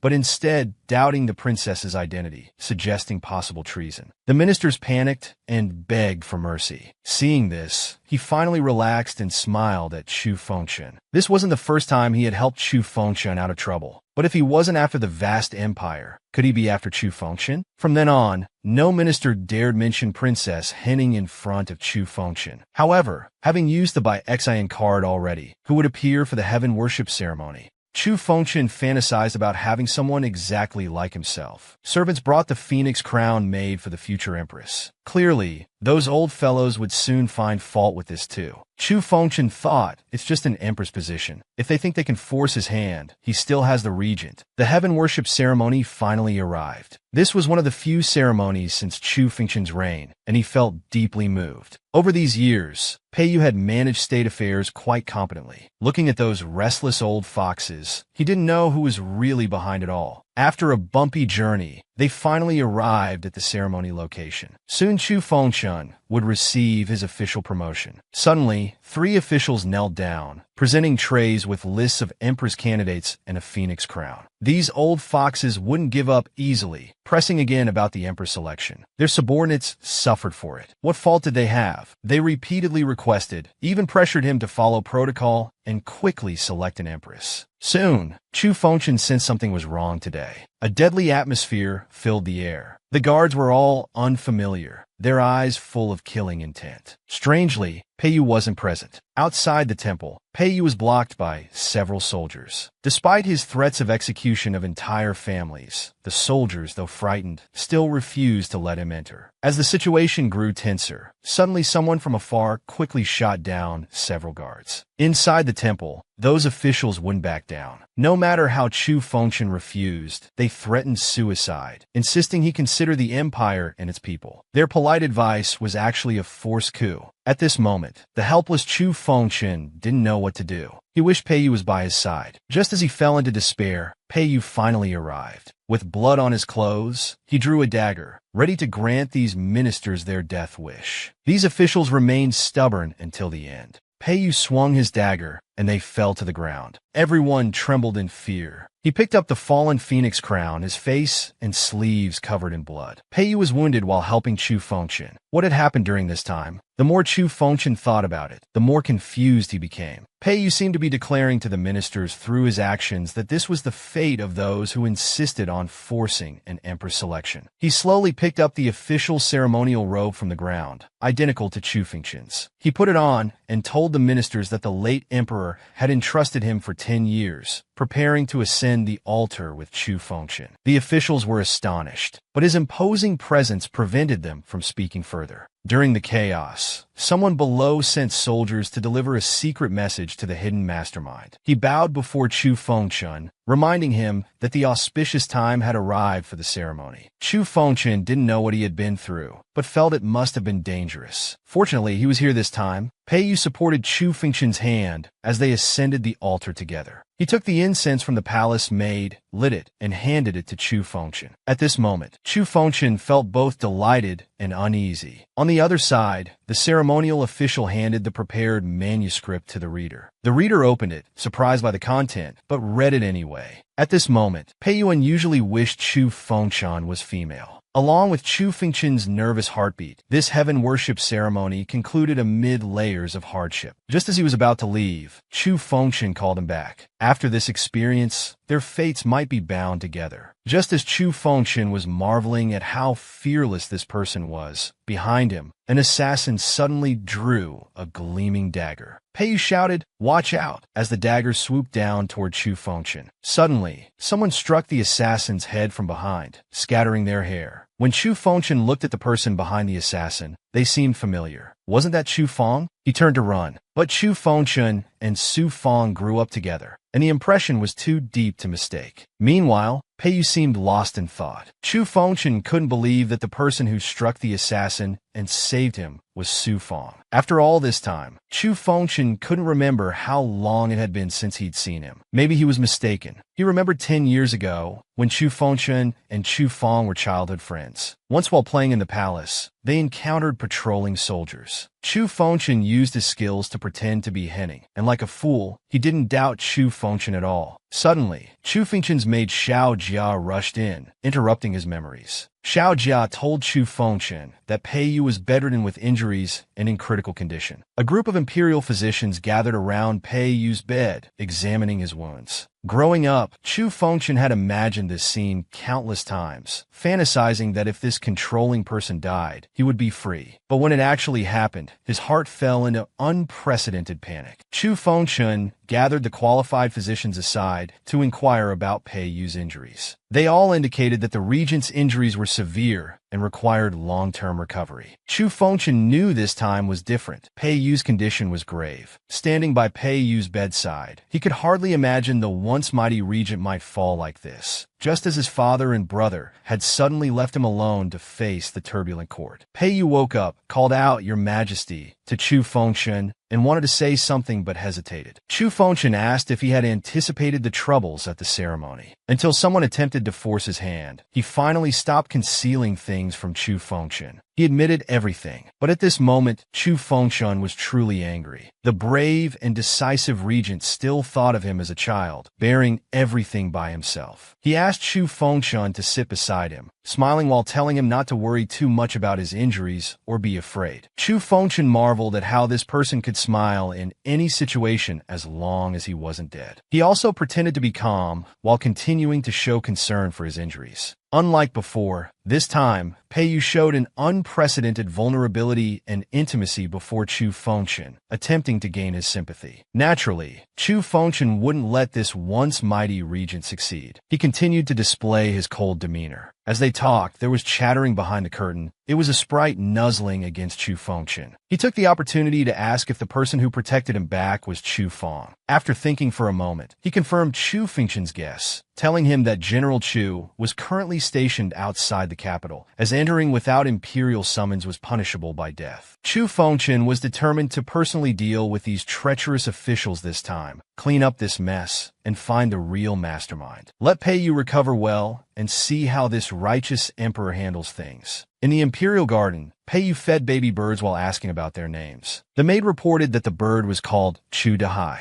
Pei Yu was puzzled why a bird would be named Big C. This was actually Chu Fengqian's decree. His pets must be named after something, like the white cat by the small river, and given official recognition. When the regent asked where the emperor was, the maid hesitated to answer. Pei Yu knew he must have gone to find Su Feng. Indeed, at that moment, Chu Fengqian was riding quickly towards the military camp outside the city. That damn Su Feng had left only a letter before departing for the border. Now that he's back, he must ask him about what happened back then. When he arrived at the camp entrance, 2 guards stopped him. Chu Fengqian didn't bother being polite and directly asked to see Su Feng. The 2 soldiers were angered that this pretty boy dared to speak the general's name so casually. They demanded to know who he was while pointing their spears at his neck. Chu Fengqian showed a cold smile, thinking these spearmen didn't even know who they were threatening. The soldiers were intimidated by Chu Fengqian's naturally imposing presence. At this moment, Su Feng hurriedly arrived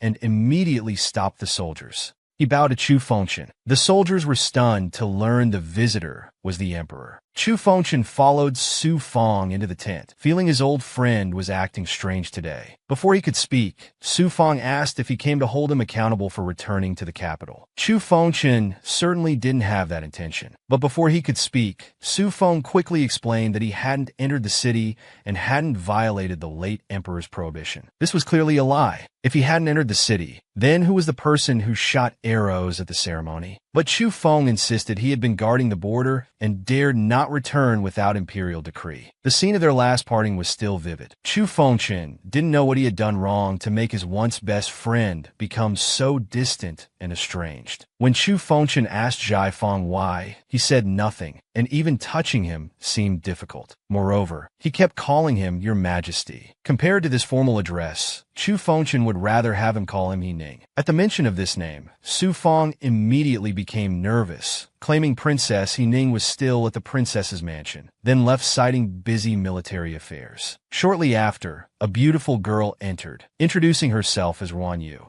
saying Chu Feng was busy with military matters and had sent her to receive the emperor. But how could there be women in a military camp? It turned out that during Chu Feng's 3 years at the frontier, this girl had been disguised as a man, offering military advice. Today, she came specially to ask for the emperor's forgiveness and willingly accept punishment. What a calculating young lady. Was this some kind of desperate gambit? Hoping Chu Fengqian would be a wise ruler and forgive a clever female military advisor. This calculation seemed misplaced. Since she was willing to accept punishment, it would be severe. Ruan Yu now faced 80 strokes of the cane, clearly not what she had expected. Chu Fengqian's harsh punishment wasn't for her male disguise, but for her lack of honesty and attempting to manipulate him. But considering her genuine patriotism, Chu Fengqian gave her one chance to defend herself. Ruan Yu admitted she had relied on her military achievements to dare seek the emperor's forgiveness, naturally including plenty of flattery. But if this was her only reason, it clearly wouldn't earn Chu Fengqian's forgiveness. So Ruan Yu was still dragged out for caning. By the 20th stroke, Su Feng knelt before Chu Fengqian, pleading for Miss Ruan, offering to take 8 military strokes himself. Su Feng had known about Ruan Yu's true gender, so he requested Chu Fengqian double his punishment to include the crime of concealing information. Chu Fengqian pinched his lips slightly, knowing that doubling the punishment meant 160 strokes. Even though Su Feng was strong, such a beating would likely leave him disabled. Yet the general before him showed no regret. Was Su Feng doing this just to protect this woman? Or was she the reason he hadn't returned to the capital for 5 years? But Su Feng remained silent about these matters. Now he was just the emperor's subject, responsible for guarding the frontier. Such words chilled Chu Fengqian's heart. Was this why Su Feng had refused to return to the capital for 5 years? He had promised before that he would come immediately if needed. But now, Su Feng remained cold. People do change. Perhaps he had held unrealistic expectations for this old friend. All the beautiful memories of the past shattered instantly in Chu Fengqian's heart. Chu Fengqian rose to leave. Since his personal visit couldn't make this person open up, he would have to let the command investigate. When one's luck is bad, even drinking cold water can chip a tooth. Chu Fengqian's horse had disappeared. It seemed he would have to walk back. After his figure disappeared in the distance, Chu Feng's soldiers were puzzled why he had rushed thousands of miles to save the emperor,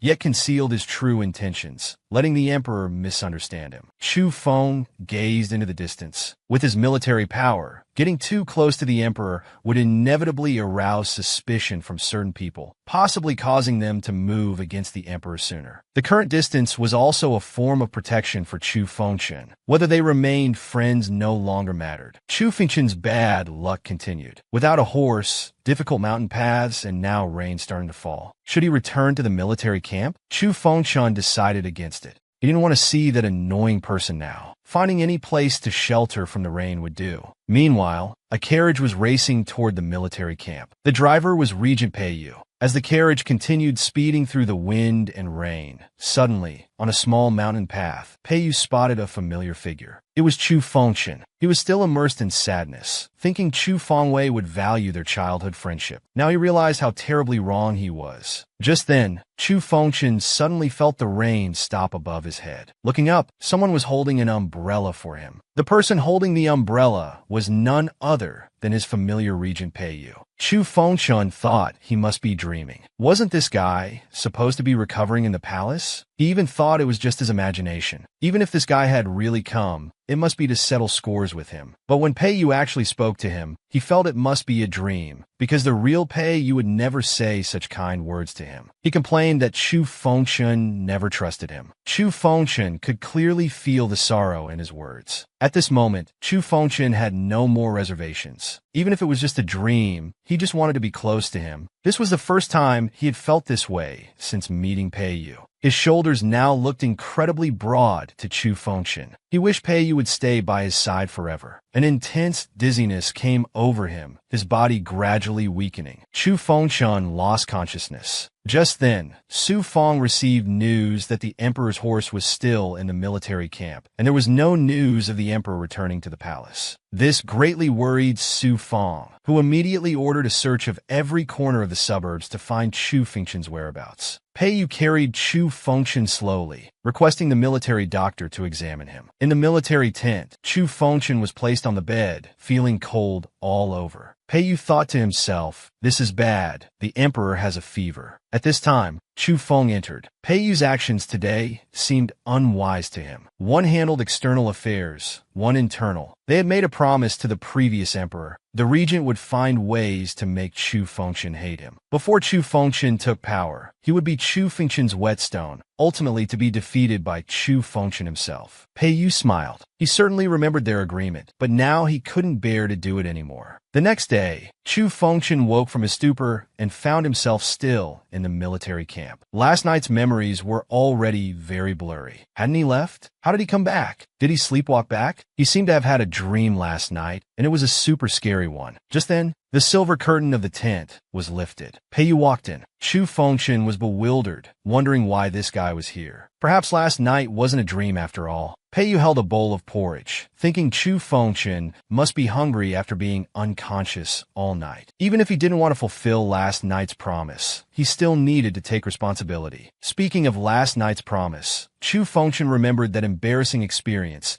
and hurriedly explained that he just wanted Peiyu to be his right-hand man, serving by his side. Peiyu smiled, quickly responding that he felt the same way, while teasingly asking if Chu Fengchen had any other thoughts. He then began feeding porridge to Chu Fengchen, who felt like he'd fallen into another trap but had no proof. The scene before him brought back memories for Peiyu, as he seemed to have fed porridge to Chu Fengchen like this long ago. At this point, the buried memories awakened again in Chu Fengchen's mind. He was very young then, probably sick or upset, lying in bed crying. Peiyu had done the same thing, feeding him porridge and telling him that crying wouldn't solve any problems. After finishing the porridge, there was still homework to do. Looking back now, after all these years, Peiyu hadn't changed at all. He slowly moved closer to Chu Fengchen's face, telling him that people always change. Before, Peiyu only wanted to be a good teacher, but now he clearly wanted more. But before he could finish speaking, Chu Feng walked in. He held a knife to Peiyu's neck, claiming his actions were disrespectful to the emperor. Yet Peiyu's face showed no panic. He retorted that if his actions were disrespectful, then what about Chu Feng's threatening behavior with weapons? Su Feng was momentarily speechless, but quickly found a new reason. He reported to Chu Fengshan about the regent's secret construction of Haiyanji, claiming it showed malicious intent. Chu Fengshan's face darkened. He had known about Haiyanji for a long time, but Chu Feng persisted, claiming he hadn't seen the full picture of that place. The regent had ulterior motives, and hoped Chu Fengshan, as the ruler, would distinguish right from wrong and not reverse black and white. Although knowing these were all Peiyu's tactics, Chu Fengshan couldn't bear it. He stood up, snatched the knife from Chu Feng's hand, pointed it at his own chest, and sternly pointed out, for 5 years, it was Chu Feng who refused to return to the capital, while Peiyu managed the court. Therefore, Chu Feng had no right to criticize the regent. From now on, Chu Fengshan would trust Peiyu. That was the final conclusion. Chu Feng's face darkened, and he said nothing more. As they prepared to return to the palace, Peiyu, full of mischief, took some final jabs at Chu Feng, saying people always wrap their selfish motives in noble-sounding reasons. Was Chu Feng targeting him because of Haiyanji, or because he had taken his place by Chu Fengshan's side? After they left the military camp, Su Feng stood alone in the tent. At this moment, even he began to doubt whether he was truly extreme towards Peiyu.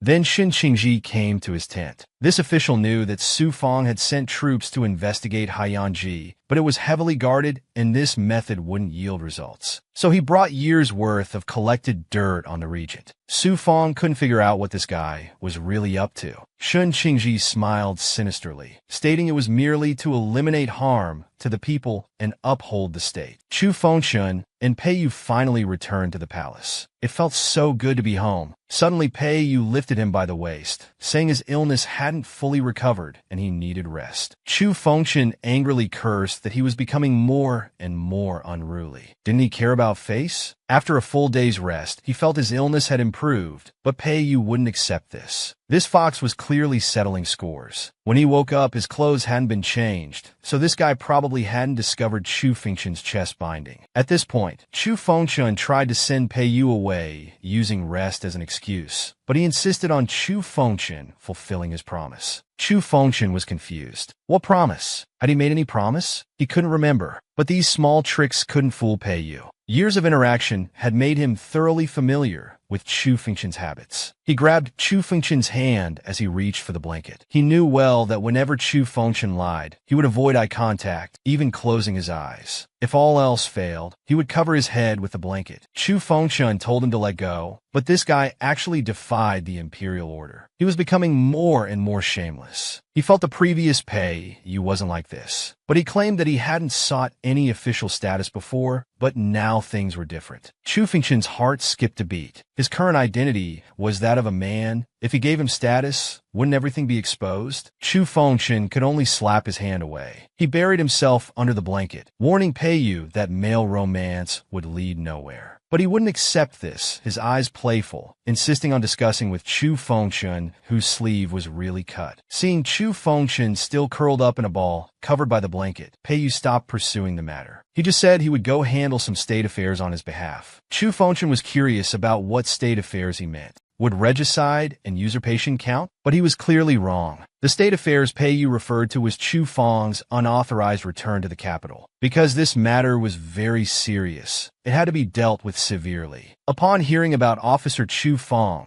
Chu Fengshan instantly lost composure. He stopped playing around, threw off the blanket, got out of bed barefoot, and walked to Peiyu. Stammering, he told him not to give Chu Feng a hard time. There was a hint of sadness in Peiyu's eyes. Indeed, they were childhood friends. It was because of this old relationship that despite the general's repeated refusal to return to the capital for 5 years, and this time his return was full of suspicions, with a lover waiting at the frontier, yet Emperor Chu Fengshan was still tirelessly protecting this old friend. Hearing Peiyu's jealous words, Chu Fengshan walked up to him, explaining that Chu Feng wasn't just his old friend, but also his new brother and the late emperor's appointed minister. He was connected to everyone and the nation itself, so of course he needed protection. If anyone troubled Peiyu, he would do the same. All these years, this guy might as well have had ambitious usurper written on his forehead, yet Chu Fengshan hadn't given him any trouble. As regent, what more favoritism did Peiyu want? Peiyu finally smiled. Since the emperor favored him so much, he would naturally become spoiled. He requested another favor from Chu Fengchen. Pei Yu slowly moved closer, and Chu Fengchen was puzzled. This guy already had power over the court. What else could he not obtain? There was something, though Chu Fengchen hadn't thought of it. Suddenly, an ominous feeling came over him. Sure enough, this feeling was quickly validated. This time, he wanted the position of Prince Consort. He stated it clearly. The kingdom was indeed what he sought, and Chu Fengchen was his. Chu Fengchen was startled. The position of Prince Consort wasn't something to be given away casually. Now, playing dumb was Chu Fengchen's only way out,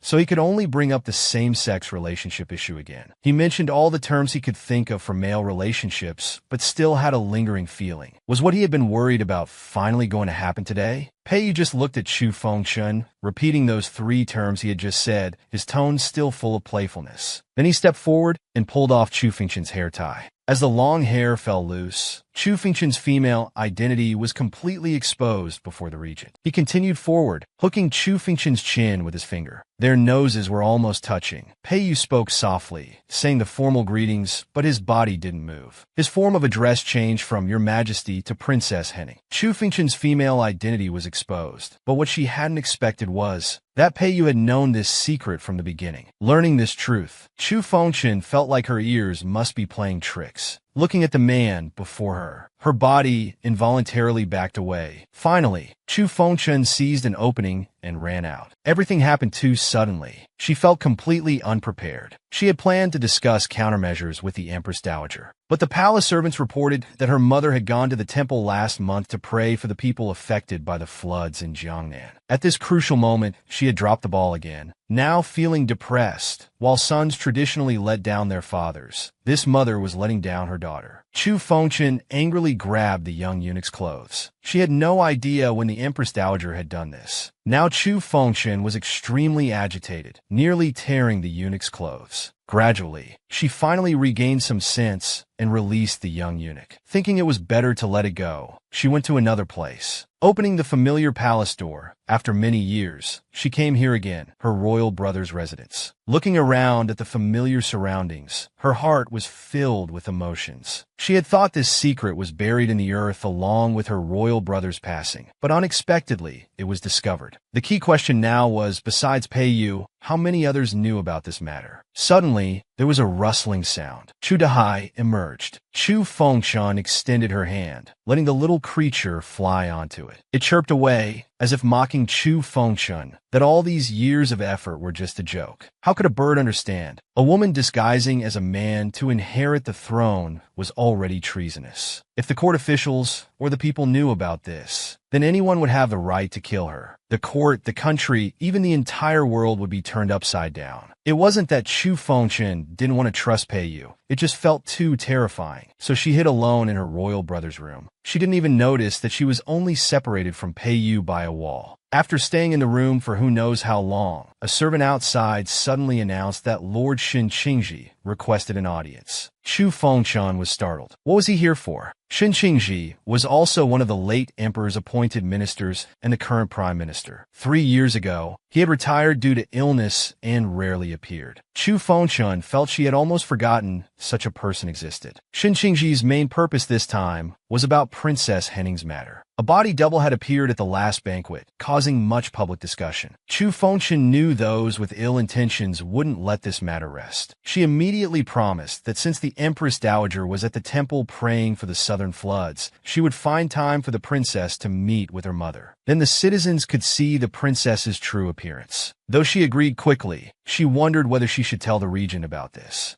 Shen Qingji just stared at Chu Fengchen. After a long while, he nodded in agreement and took his leave. The auspicious date was set for 2 days later. That day, Chu Fengchen's carriage arrived at Jifu Temple. Along the way, people were discussing, as no one had ever seen the princess's appearance. Since the last incident, Pei Yu had moved back to his own mansion, leaving Chu Fengchen alone to face this enormous shock. She hadn't slept for 3 days. Now tired and afraid, the carriage arrived at the temple entrance. Chu Fengshen could only steel herself and take things as they came. The prime minister led the officials to welcome her at the temple gate. Chu Fengshen, wearing a veil, descended from the carriage and entered the main hall, where she saw at the central altar. The offerings weren't particularly lavish, just roots and leaves. According to the prime minister, the harvest was poor this year, and people could only hope for divine blessings to get through this difficult year. Chu Fengshen was deeply moved. She wanted to promise to protect them herself, but remembered her current identity as princess, so she had to change her words to say her royal brother would protect the people. While Shun Qingji exchanged pleasantries, he guided her to the offering table. At this moment, Chu Fengshen suddenly heard a sound from under the offering table. Pulling back the curtain, she found a little girl hiding under the table. The child suddenly lunged at her and pulled off Chu Fengshen's veil. The officials saw that the princess's face closely resembled the emperor's, confirming she was indeed Princess Henning. Shun Qingji immediately reacted, ordering someone to marry off the little girl and apologize to Chu Fengshen, claiming it was just an accident. The troublemakers had been caught, and no one would disturb her again. While Chu Fengshen responded politely, she laughed coldly inside. This was probably not a simple accident. It must have been another verification of her identity by this old fox. Now Shun Qingji would be disappointed because she was the real princess. At this moment, a young monk entered, saying the Empress Dowager was waiting in the back wing. So Chu Fengshen followed the young monk's steps. Walking towards the back courtyard, the prime minister was leisurely playing chess by a stone table. His subordinate reported that they had verified this was the real princess, but Shun Qingji remained uneasy. If the princess's identity wasn't an issue, then who was the one sitting high in the palace? Arriving at the back courtyard, Chu Fengshen found no wing rooms, but rather what appeared to be a dye house. But why would there be a dye house in a temple? She failed to notice a servant slowly extending his hands behind her. Taking advantage of her unawareness, he suddenly pushed her. Chu Fengshen lost balance and fell, getting covered in dye. She immediately turned to see who had ambushed her, but only caught a blurry figure. This must be another plot. Someone wanted to mark her body. News of the princess's disappearance instantly spread throughout the temple. Everyone was frantically searching everywhere like ants on a hot pot. Chu Fengshen hid behind a large tree. This was truly life-threatening. The dye was impossible to remove. Moreover, the guards outside were unfamiliar, not from the princess's mansion. She would eventually be found if this continued. To escape, there was only one way. In her current situation, she had to take the risk, so she turned and entered the temple's main hall. Finding candles on the offering table, she set fire to the temple curtains. Using the fire as cover, she put on a cloak and slipped out of the temple. The temple was in chaos, and the soldiers' attention was somewhat divided. Seeing her chance, Chu Fengshen quickly escaped to the street. It was raining. She walked in the rain. She felt guilty about the temple monks, but had no choice for her escape. Running frantically through the streets, she accidentally bumped into an old woman. Seeing Chu Fengshen was a girl, the old woman kindly told her about the temple fire and advised her not to run around, but seek help at the post station. Chu Fengshen thanked the old woman. Continuing in the rain, going to the post station was an option, but it would be too conspicuous. To be safe, Chu Fengshen decided to return to the capital that night. Just then, two blurry figures appeared in the distance. Frightened, she quickly hid behind a roadside tree. The two were soldiers ordered to find the princess. They had searched everywhere, but still couldn't find Chu Fengshen's whereabouts. Chu Fengshen had few trusted people in the capital. The only place she might go was General Su Feng's military camp, so the two decided to search there. Hearing their conversation, Chu Fengshen couldn't help but smile bitterly. She suddenly remembered Pei Yu's words. He had always been there. Actually, Chu Fengshen did have people she could trust. She just didn't dare hope for someone who would silently watch over her, accompanying her without any ulterior motives. After all, she couldn't even control her own life. But at this moment, Chu Fengshen decided to gather courage to hope, to pursue that feeling she had never experienced before. Having made up her mind, she continued walking in the rain. Meanwhile, the Regent Prince's subordinates reported to Pei Yu that they had searched everywhere but couldn't find any trace of Chu Fengshen. Unwilling to give up, Pei Yu immediately ordered more people to search again. The subordinates hesitated, concerned about the mansion's security. They hoped that perhaps Chu Fengshen had found shelter in someone's home. But Pei Yu couldn't take that chance. Seeing his determination, his subordinates dared not argue further and immediately left to follow orders. Pei Yu ordered his servants to return to the mansion first. At the gate, he saw a silhouette he had been longing for. Chu Fengchun was waiting for him at the mansion. At that moment, their eyes met. They stood there staring at each other, frozen in time, neither speaking first. If possible, Chu Fengchun really didn't want him to see her in this state. This was her most disheveled moment. She hesitated to speak. Finally, Pei Yu spoke. His voice carried a hint of apology,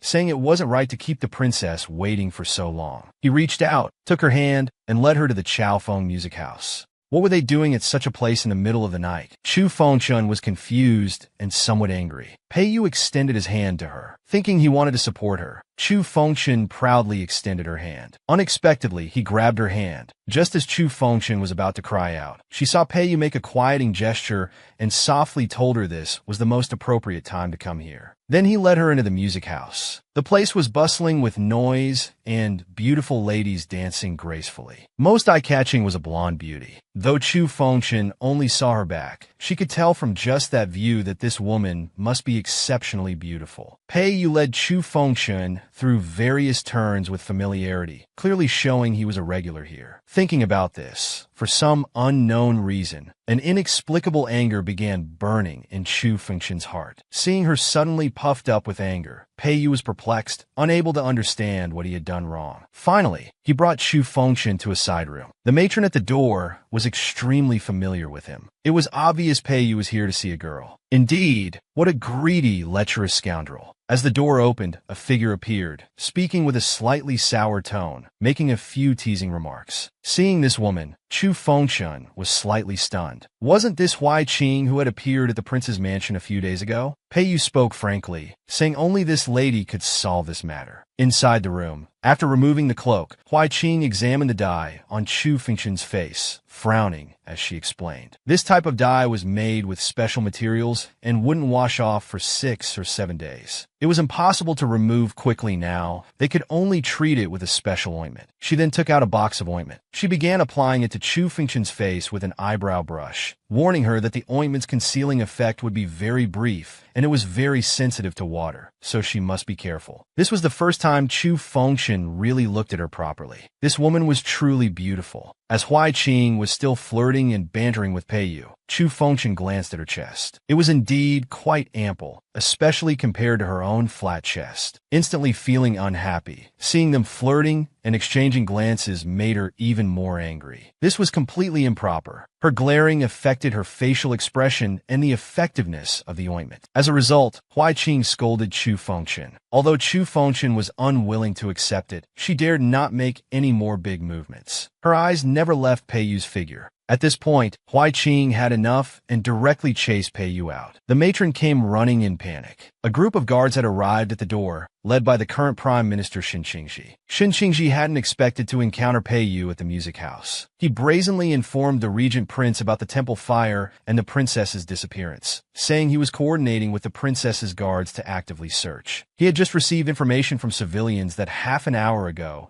someone with a build similar to the princess had entered this place. Therefore, he specifically led guards to search. The princess's safety was extremely important, so he believed the Regent Prince would understand. Their gazes clashed in midair, sparks flying. Finally, Shen Qingji demanded the guards open the door. Pei didn't give in to the Prime Minister. He mocked that perhaps due to long illness, he had forgotten the distinction between ruler and subject. Shen Qingji's attitude was very firm, claiming that for the sake of the empire and the princess's safety, he was willing to risk his life. Then he moved to open the door. At this moment, the door was pushed open from inside. Out came Chu Fengchun, now dressed in men's clothes. Shen Qingji was very surprised to see the emperor. He hurriedly reported about the temple fire and the princess's disappearance, while explaining that he was doing his best to find the princess's whereabouts. How could Chu Fengchun let him continue investigating? She claimed to have already seen the princess and escorted her back to the palace. Shen Qingji clearly still had concerns, probing whether there was anything unusual about the princess. Chu Fengchun certainly knew what he was referring to and immediately responded. Shen Qingji was stumped, unable to use this as a breakthrough point, and immediately changed his angle of attack. He claimed that at this hour, the Regent Prince and Emperor were still seeking pleasure at the music house. and that the regent prince, as a minister of assistance, had completely failed the late emperor's trust. Seeing this old man still making trouble, Chu Fengchun was extremely angry. Previously, Pei Yu would always shield her, but now she wanted to properly act as emperor herself. So she began to rebuke Shun Qingji, stating that their deep friendship made their presence at the music house unremarkable. Pei Yu stood aside with a smile, staying out of it. Shun Qingji was extremely frustrated, his head full of questions, seemingly surprised that the emperor would speak up for the regent prince. Chu Fengchun's verbal assault didn't stop. Moreover, as Chu Fengchun was now a young man, it was reasonable to have some female companions. As for Shun Qingji, he was after all just a subject. How could he interfere with the emperor's private life? Or perhaps this old man wanted to join in as well. Shun Qingji was left red-faced by Chu Fengchun's words. He turned and stumbled away with his head lowered. Huaiqing looked at Chu Fengchun with admiration, surprised that this little rabbit knew so much. Chu Fengchun's face was completely red. It was time to change back into women's clothes. Even if something unexpected happened, revealing the marks on her face wouldn't be a big problem. While Chu Fengchun was changing clothes, Huaiqing couldn't help but praise how cute Pei Yu's little rabbit was. This time, Pei Yu didn't give the woman face, only saying don't think about it, which earned him a big eye roll from the woman. Chu Fengchun followed Pei Yu back to the prince's mansion. As soon as they reached the gate, she was recognized as the girl from the painting. The old servant's dim eyes seemed to flash with golden light, understanding everything. She was excited and had even thought of names for their future children. The two walked side by side, both knowing that once the seed of suspicion was planted in Shun Qingji's heart,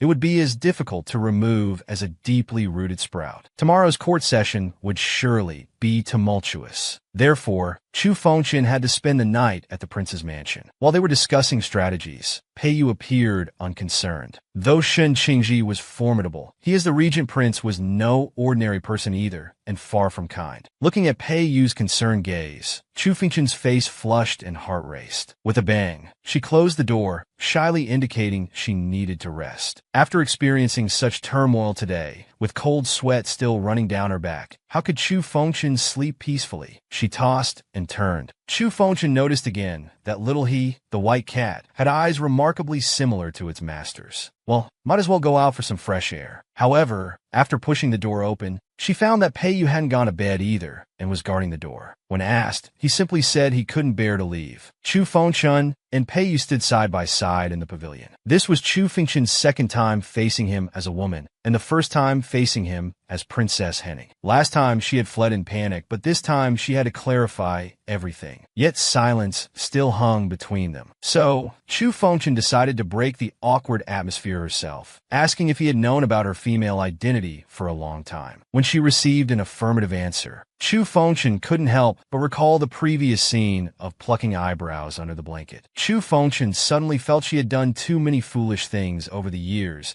and would be too ashamed to face the late emperor. At this moment, Pei Yu patted her head, telling her not to think about these strange things, and greatly affirmed her current appearance. Chu Fengchun suddenly felt guilty, saying she wasn't cut out to be emperor because she wasn't clever and often opposed Pei Yu. More importantly, she harbored a secret that could lead to her death at any moment. Supporting her must have been very difficult for Pei Yu. Pei Yu was puzzled by why she would say this. If not for this reason, why wouldn't he tell Chu Fengchun? At this point, Pei Yu knelt down, explaining that as the regent minister entrusted by the late emperor, he was loyal only to the royal family. He considered himself Chu Fengchun's most faithful minister. Chu Fengchun seemed to have never owned anything truly her own. Even the title of Princess Henning belonged to someone else. But looking at the man before her, she had a strong desire for this man to belong only to her from now on. Thinking of this, Chu Fengchun's face reddened again. What was this guy doing, showing off in the middle of the night? He really was a peacock. Better to go to sleep. The next day in the carriage, Chu Fengchun repeatedly encouraged herself to face everything bravely and stop running away. However, at the city gate,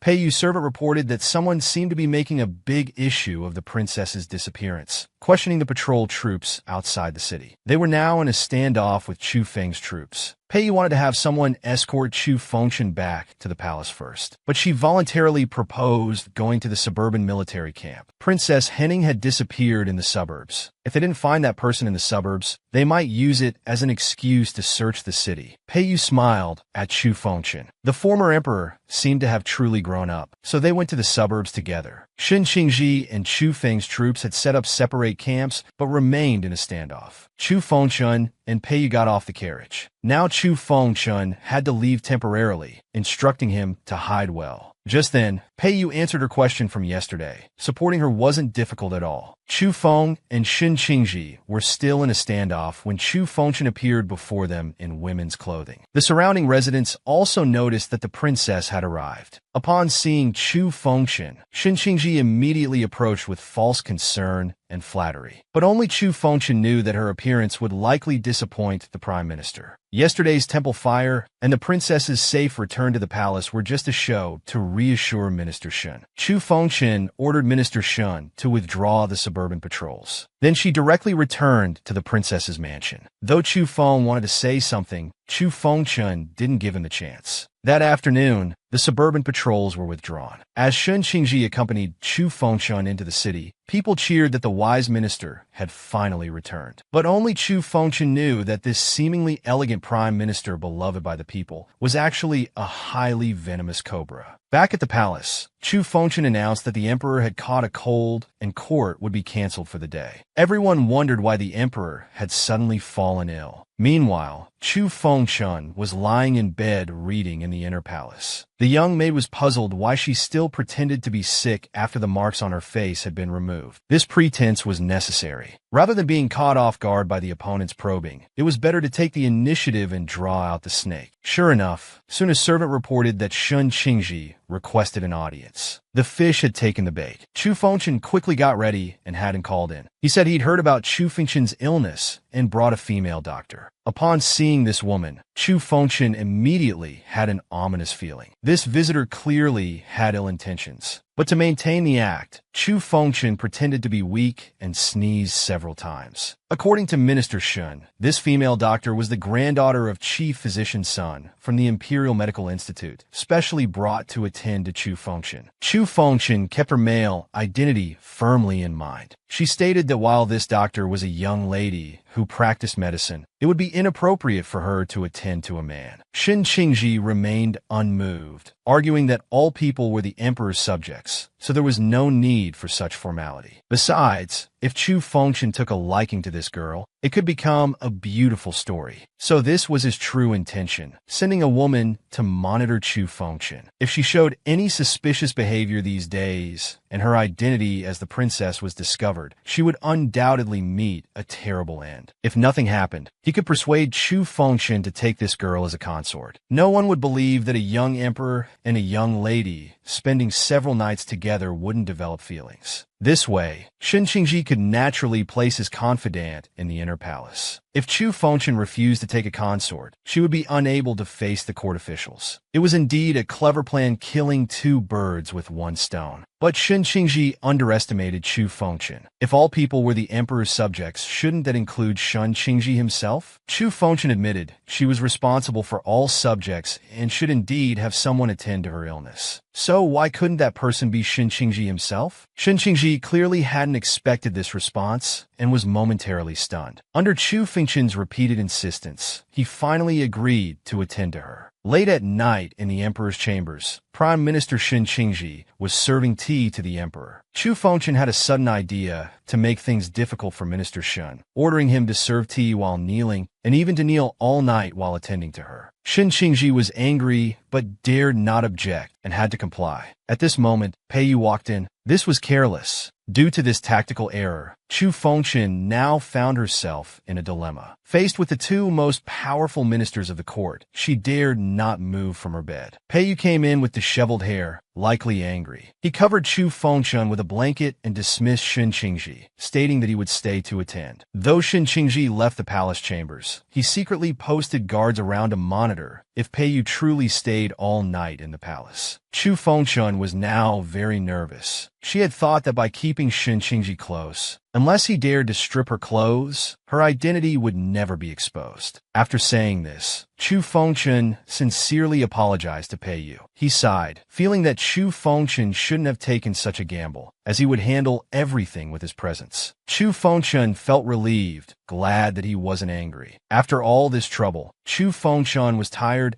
and wanted Pei Yu to leave so she could sleep. However, Pei Yu showed no intention of leaving. Instead, he closed the door and lit a small lamp. Chu Fengchun panicked instantly, not understanding what he was planning. Actually, Pei Yu's thoughts were simple. He stayed to take care of her. Chu Fengchun was instantly distressed. The illness was just an excuse and shouldn't be taken seriously, but Pei Yu thought differently. He was sincerely staying to care for her. He started touching her again. Chu Fengchun was the emperor, yet he dared to be disrespectful. This guy was truly audacious. Chu Fengchun wrapped herself in blankets like a dumpling, only her eyes visible as she secretly observed Pei Yu, who gently urged her to sleep, warning that her fake illness might become real. He insisted he wasn't the type to take advantage of others. Chu Fengchun believed this point, though he had the kind of face that made others want to take advantage of him. However, Chu Fengchun's trust was misplaced. While he appeared to be reviewing documents at the desk, after Chu Fengchun fell asleep, he sneaked to the bedside and touched her face. He even kissed her. He was truly a genuine pervert. The next morning, when Chu Fengchun woke up, she instinctively called for her maid to bring her chest bindings, only to find Pei Yu still by the bedside. Chu Fengchun was now panicking, having forgotten he was still there. Had she kicked off the blankets? Sleepwalked? Snored? She fell into deep self-doubt. At this moment, Pei Yu asked Chu Fengchun to dress as a woman and go out with him. They then arrived at the Chaofeng music house. Chu Fengchun, not understanding the situation, suspected he came to cause trouble. When they entered the Chaofeng music house, Chu Fengchun was still confused, not knowing why they came here. Then a servant brought a list before them. It was the selection list for palace consorts. Looking at the list, Chu Fengchun was speechless, wondering if Pei Yu wanted her to choose a consort right here. Pei Yu smiled brightly, saying that as emperor, hadn't Chu Fengchun wanted to select consorts for a long time? Chu Fengchun was speechless. That was probably just his assumption. She should find an excuse to brush it off. But Pei Yu ignored her words and directly marked a check next to a name called Ning Xiaoa. Chu Fengchun was dumbfounded, wondering what he was doing. When Chu Fengchun next appeared, it was at the consort selection competition venue. Actually, the Chaofeng Music House was a place that trained talents for the palace's music department. Therefore, many daughters from noble families would do anything to enter this place, seeking opportunities to enter the palace. Historically, many beauties had indeed entered the palace through this path. Admittedly, the ladies here were all quite beautiful. As Chu Fengchun was seriously appreciating them, suddenly someone pushed her from behind. Her hand was scratched by a tree branch. A beautiful girl, looking displeased, sourly called her a person with connections. Chu Fengchun still didn't understand who she had offended or what was going on. A white-haired girl came over and gently comforted Chu Fengchun. She bandaged her wound. It turned out these girls had already gone through 5 rounds of selection before reaching the finals. Since Chu Fengchun had just arrived today and directly entered the finals, that girl named Yinbing was particularly dissatisfied. At the examination site, Chu Fengchun was internally breaking down. Who was she? Where was she? What was she doing? Competing to be her own consort? At the examination site, as viewers of the first episode know, Chu Fengchun was clumsy. So unsurprisingly, after a few moves, she fell and got a big bump on her head. The next round was painting. This was the round that angered Chu Fengchun the most. While she was struggling with painting, Pei Yu was sitting opposite, flirting with Huai Qing. Huai Qing noticed Chu Fengchun's gaze and quickly reminded Pei Yu, but he remained unmoved. Huai Qing found it amusing. Why was he so angry just because Chu Fengchun had Shun Qingji attend to her earlier? She even wanted to help Pei Yu, but he refused. Watching the two chatting and laughing, Chu Fengchun was furious at Pei Yu, that peacock. Finally, Chu Fengchun made it to the finals with a drawing of a chick pecking at worms. Undeniably, this was the power of having connections. The result of this final round didn't matter anymore. Chu Fengchun just wanted to end it quickly and take this peacock back to the palace. Seeing Yinbing looking proud about beating her, Chu Fengchun was indifferent. Even if such a woman won all the tests, Chu Fengchun wouldn't choose her. At that moment, that woman's horse suddenly went wild, galloping towards Chu Fengchen. Chu Fengchen thought her earlier muttering had been overheard, and this woman was seeking revenge by trying to run her over. Only when she heard the woman shouting, "Get out of the way!" from horseback did Chu Fengchen realize the horse was probably startled. As Yin Bing's horse charged forward, when it got close,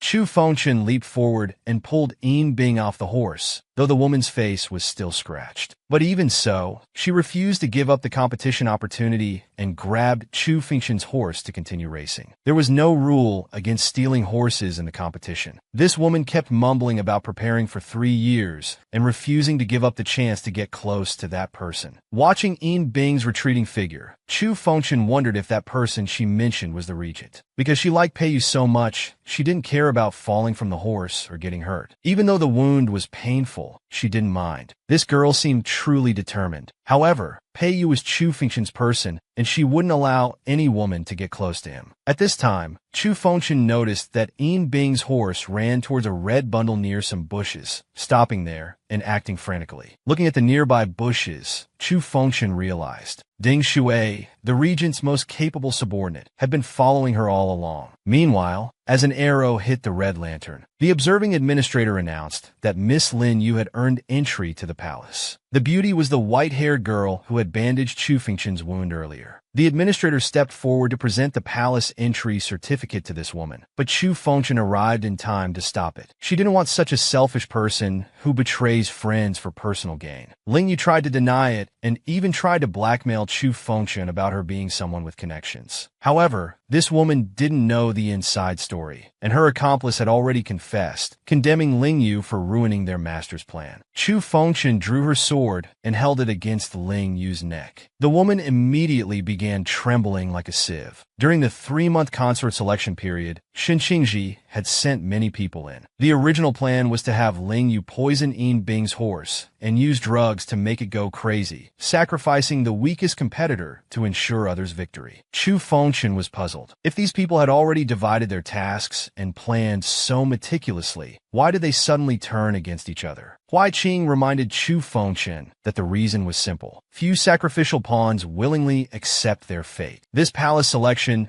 meant the chosen ones were just one step away from immense power. In the face of such temptation, few could control their selfish desires. At this moment, Chu Fengchen looked at that man. The regent, who already held great power, was just one step away from claiming the throne. Yet this man forcefully controlled himself and didn't take that step. Chu Fengchen was deeply moved. At this point, Yin Bing's interruption broke the harmonious atmosphere. This woman believed that since others were eliminated, she had won, and the palace jade pendant should belong to her. Moreover, the regent had promised years ago that if she won the competition, he would grant her one wish. The regent didn't deny this, and the woman stated her wish was to enter the palace. However, at this moment, a hand came between the regent and Yin Bing. Pei Yu, that peacock, actually spoke such mushy words with the beautiful lady in front of Chu Fengchen. Don't forget that Chu Fengchen is the emperor. Before the emperor, the regent's words don't count. Yin Bing became angrier. How dare Chu Fengchen, someone with connections, give orders here? What she didn't know was that being surnamed Chu was Chu Fengchen's greatest qualification. There's a distinction between ruler and subject. Chu Fengchen could naturally give orders in place of the regent. Pei Yu was quite respectful, immediately kneeling before Chu Fengchen. However, this time he didn't call her Your Majesty but Princess, indicating he would follow whatever decision was made. Yin Bing broke into a cold sweat, clearly not expecting this person with connections to be a princess. Finally, the selection was decided. Huai Qing from the Music Bureau would enter the palace as consort. Huai Qing was embarrassed, thinking this was a joke. However, Chu Fengchen walked over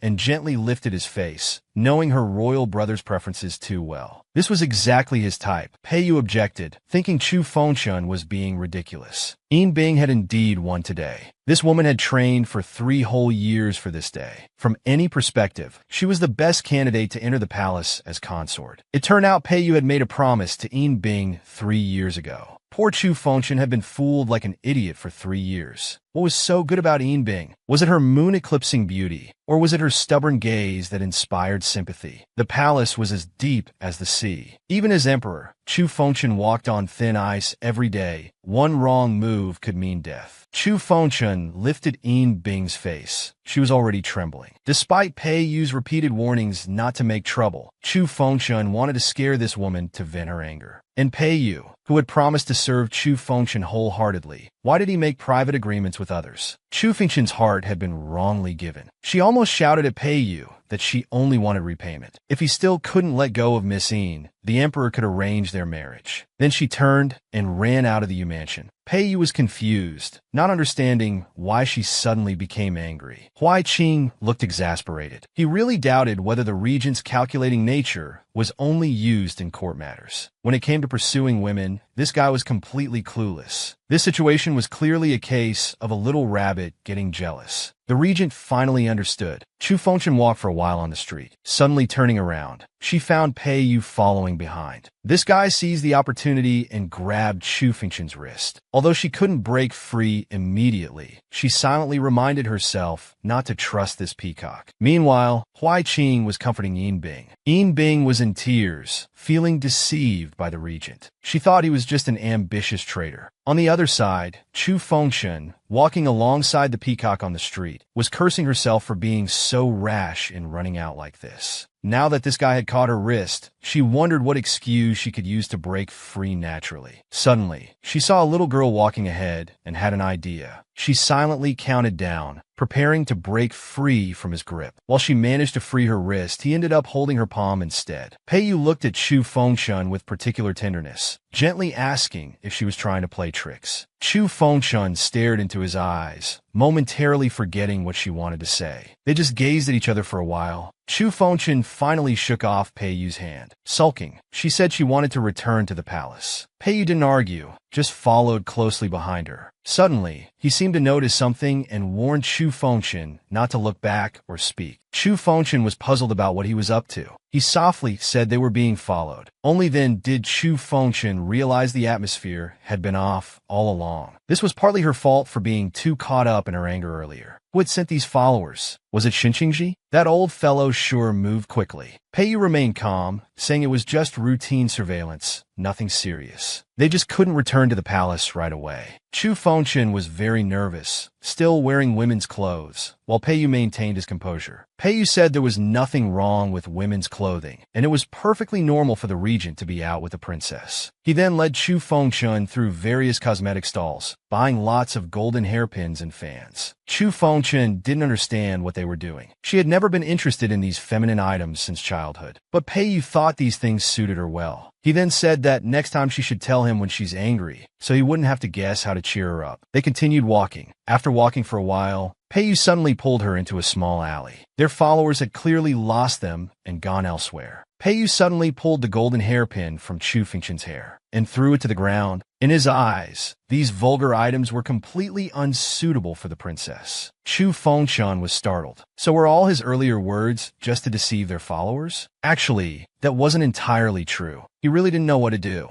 He didn't know how to comfort girls, and was afraid of frightening Chu Fengshan by being too forward. Pei Yu admitted he wasn't a good person. Chu Fengshan looked at him, deeply moved. Pei Yu believed that even a bad person should constantly reflect on themselves. Otherwise, they would always want to do bad things. Hearing his heartfelt words, Chu Fengshan finally couldn't control herself and shed tears of emotion. But just then, Xinqingji appeared. This fellow bowed to Chu Fengshan with a hypocritical smile. He teasingly asked if he had interrupted their pleasant moment. Chu Fengshan and Pei Yu looked at this smiling tiger, feeling speechless. Chu Fengshan was born female, but had to dress as a man to impersonate the emperor. At this moment, Chu Fengshan and Pei Yu were walking on a street in the imperial capital. Suddenly, at a corner, a man approached and slowly bowed with both hands. Chu Fengshan was surprised. This person was Prime Minister Xinqingji. Chu Fengshan called out his name. He immediately expressed concern about Chu Fengshan's cold while explaining why he was there. The sky suddenly began drizzling, and Shen Qingji immediately offered to escort Chu Fengchen back. Chu Fengchen felt uneasy. The Prime Minister had waited for so long just to inquire about a cold, without asking about anything else. His true intentions were unclear, but there was no way to refuse such a simple request from a minister. They started heading back as the rain gradually intensified. Pei Yu wielded great power and didn't get along with the Prime Minister. Chu Fengchen had expected them to argue, but things took a strange turn. The two actually chatted pleasantly as if they were good friends. Despite the obvious discord, they maintained a peaceful facade. Chu Fengchen could only walk ahead while keeping an eye on their conversation. Shen Qingji mentioned hearing that Chu Fengchen had selected someone to enter the palace. He glanced at Pei Yu while speaking. Seeing Pei Yu's silence, Shen Qingji emphasized that the chosen consort was Huai Qing, who had close ties with Pei Yu. He understood how important it was to have someone close to a foreign ruler. As he spoke, his tone suddenly changed, and his eyes turned sharp as if threatening Pei Yu.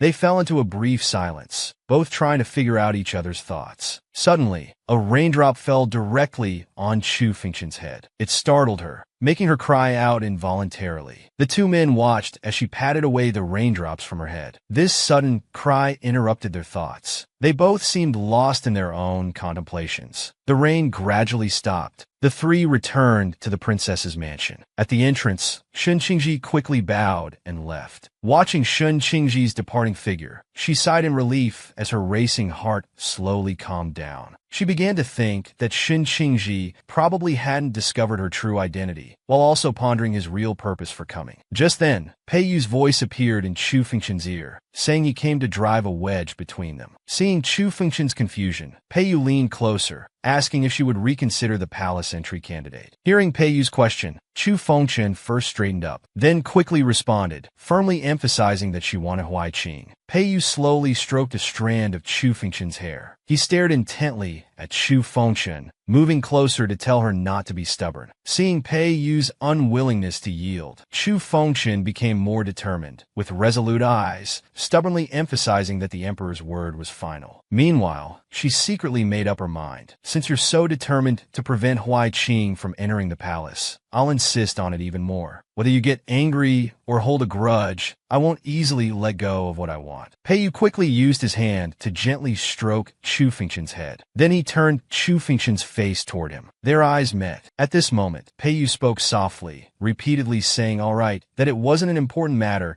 telling Chu Fengchen not to be so serious about it. Then Pei Yu told Chu Fengchen that he could give him anything he wanted. He turned to look at the palace in the sky, confirming that the full moon night would be when Huai Qing enters the palace. Chu Fengchen was shocked upon hearing this, that he would so easily betray someone so close and trusted. Shen Qingji unconsciously walked to his doorstep. Someone immediately asked about what he had achieved from his visit. Recalling the previous scene, he thought briefly. Indeed, there were some interesting discoveries. As his thoughts deepened, he knew the situation had become even more intriguing. Soon it was the night of the full moon. The palace was decorated festively, finally welcoming a long-awaited celebration. Officials from all corners gathered on both sides to welcome the newlyweds. The wedding proceeded very smoothly. The couple slowly ascended the platform. The wedding was completed shortly after. Now at the final stage of the wedding, Chu Fengchen was nervous, only able to stand seriously outside the door. Wondering if they would really have to consummate the marriage, his face unconsciously began to turn red.